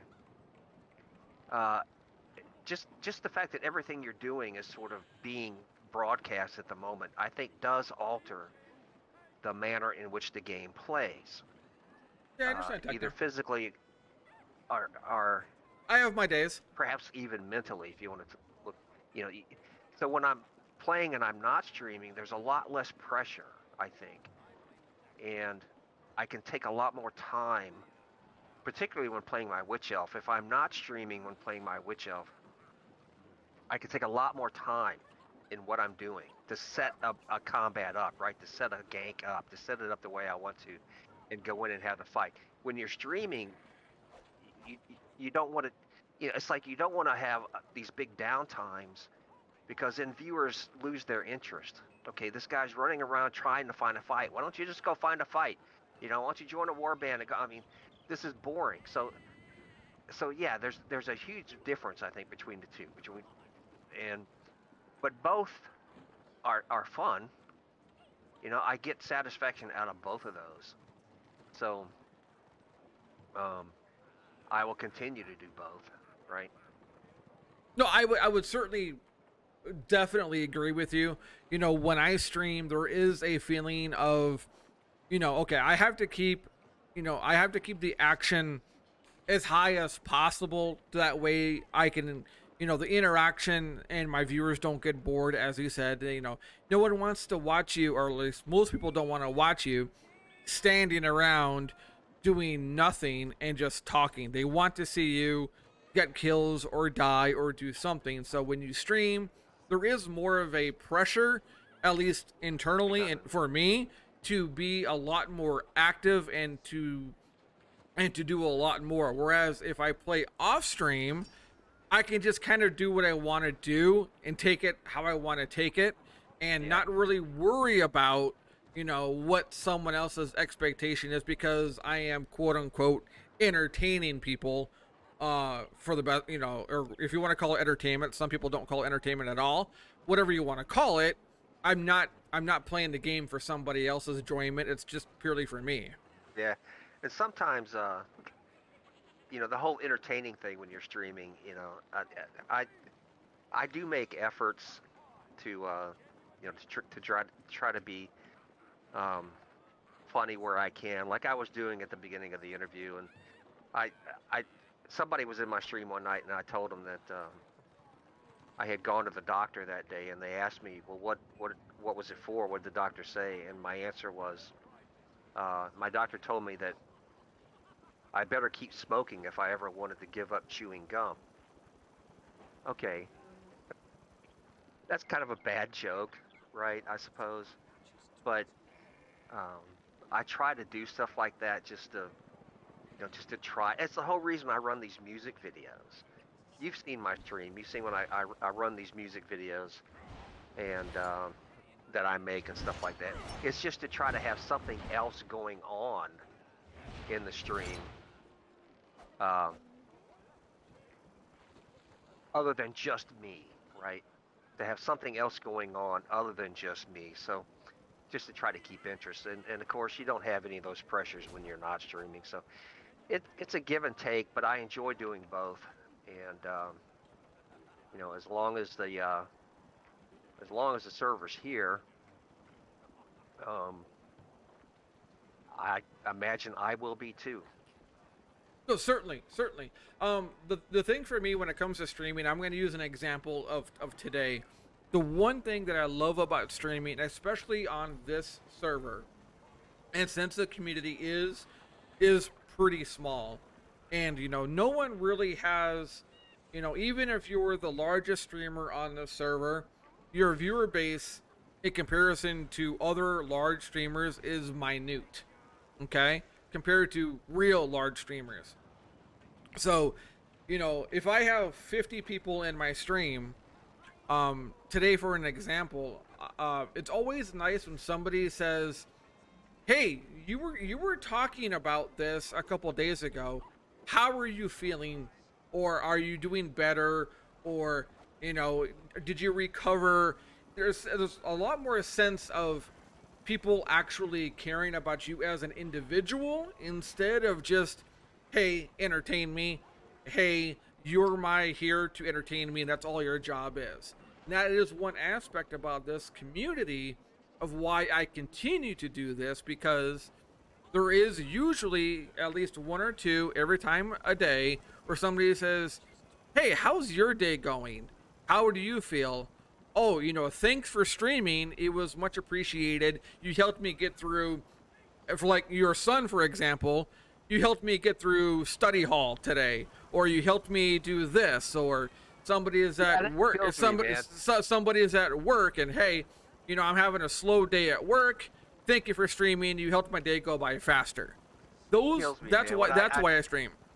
When I some days you'll be, because you stream at a different time than I normally do, but I'll have your stream on in the background, and I'm doing something or whatever, and I look at the screen, and Techno has made a comment in your stream during a time of day when I know he's supposed to be in class, and I'm thinking, okay, what's going on over there at his high school that he has time to watch Tosh? Oh, believe me, I bring that up probably every other day in my stream with him. Yes, for sure. But anyway, that's he says he's doing well in school, so I just leave it alone. Yeah, he's doing good. He's so when when or if this server goes down, do you see yourself still streaming something else, or would you just call it quits? What do you think? Would that be your retirement, or would you keep it going? Well, I've there have been times, during all of this that I have streamed other games. I have streamed, like a couple nights I streamed Alice Madness Returns, which, if anybody's not familiar with that game, Alice Madness Returns is one of the greatest first-person shooter games. In that genre, it's one of the greatest games ever made. It is just absolutely brilliant. And I've streamed that a few times just to try to, for people who may not be aware that the game even exists or whatever. And I've also streamed Fallout. Not very often, but I've also streamed Fallout. And I think, if the server ever did vanish, I would probably, I think Star Trek Online, or one of the Star Trek games, would probably be a good medium for streaming. Or Star Wars Shadows of whatever it's called now, Star Wars Shadows of the Old Republic, or whatever the current Star Wars version is. I mean, I probably would. Warhammer's my favorite, but I think there's certainly a market to do something else. Okay.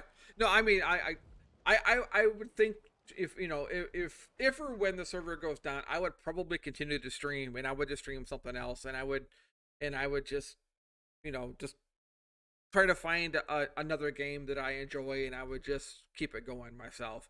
I don't think I would stream 5 days a week, but certainly I would keep streaming. But who knows? Maybe I'd be streaming 7 days a week. I have no idea. Well, I have one last comment I would like to make before we sign off here.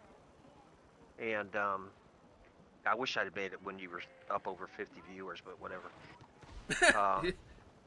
Hopefully people will hear that. But I want that there's, for anybody listening to this, anybody watching this, there's one thing I want you to know about me as a player on the server.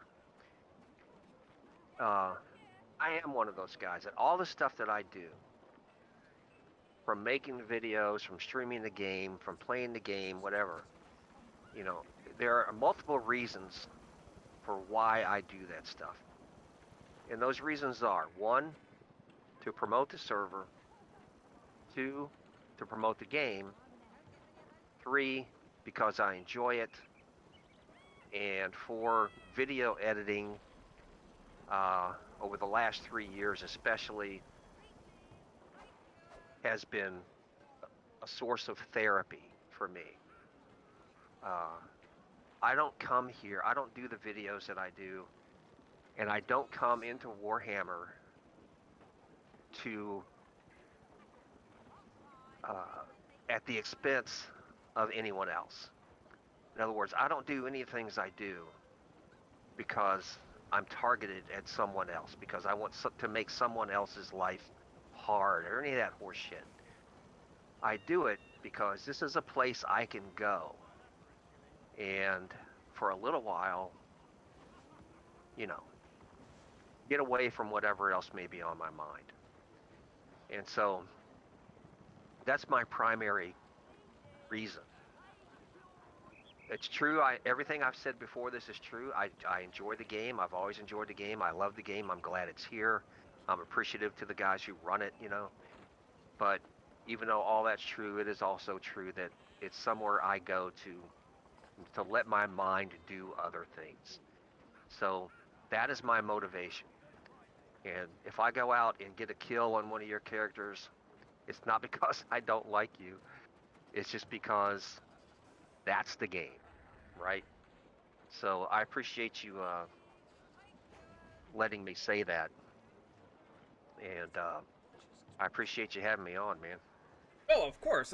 And I'll say one thing myself before we actually finish things up here, if you would oblige me a couple minutes of your time as well. And go ahead. And that is, I started streaming, and I've said this in the past as well. I started streaming because I am a very introverted person, outside of the gaming world. I don't like crowds of people. I don't like a lot of people. I don't like, if I ever go to, let's say, a party of people I don't know, I am the guy that stands in their corner and doesn't talk to anyone. I don't like to interact with people. And streaming for me was a way of kind of breaking that shell a little bit, because it makes me very public. It puts me on in a stage of where I don't know who's watching me, and I don't know who is judging me, and I don't know these things, but it allows me to kind of be somebody that outside of streaming I am not. And that's why I like streaming for myself, because it's kind of a way for me to be something that I normally would not be, personality wise. So that's my motivation for it, and that's why I continue to do it. Otherwise, I would just be another guy who is married to a beautiful wife that I love a lot, but who doesn't like to interact with people outside of, my immediate family. And streaming allows me to meet people that I would never meet, virtually or in person. I would never meet them. I would never interact with them. I would never know their name. I would never know anything about them. I would just basically just live my own life and do that. So that's why I do it. Yeah. So, before we go ahead and shut down here, is there anything that you would like to plug, advertise, promote? Do you do like a streaming schedule? If so, what is your schedule? And before you, or at some point tonight, go ahead and Discord send me your YouTube links, and that way I can go ahead and share those. But is there anything that you would like to show, promote, advertise? Well, I sent the link to the YouTube page and the link to my latest video. I sent those to you through Twitch on a DM. Okay. But I can put them in your Discord channel too. No, Twitch is fine. So, Twitch is fine. Okay. One thing I do wish, and certainly anybody who makes videos could understand this, but video editing, it isn't hard. As far as labor goes, it isn't like it's hard, but it is very tedious. It's tedious and time consuming. So I do wish, in that regard, more people, kind of like would watch my videos. So I would promote that. You put the link up to my YouTube page, some of my Warhammer videos, because I think some of them are really good work, right? Really good work. So, and I guess that'd be the only thing I would talk about at the moment. That and my Twitch stream. Let's just get out and try to have some fun, keep things going. Yeah, and on that, I wish people would have watched my videos more as well. I'm kidding.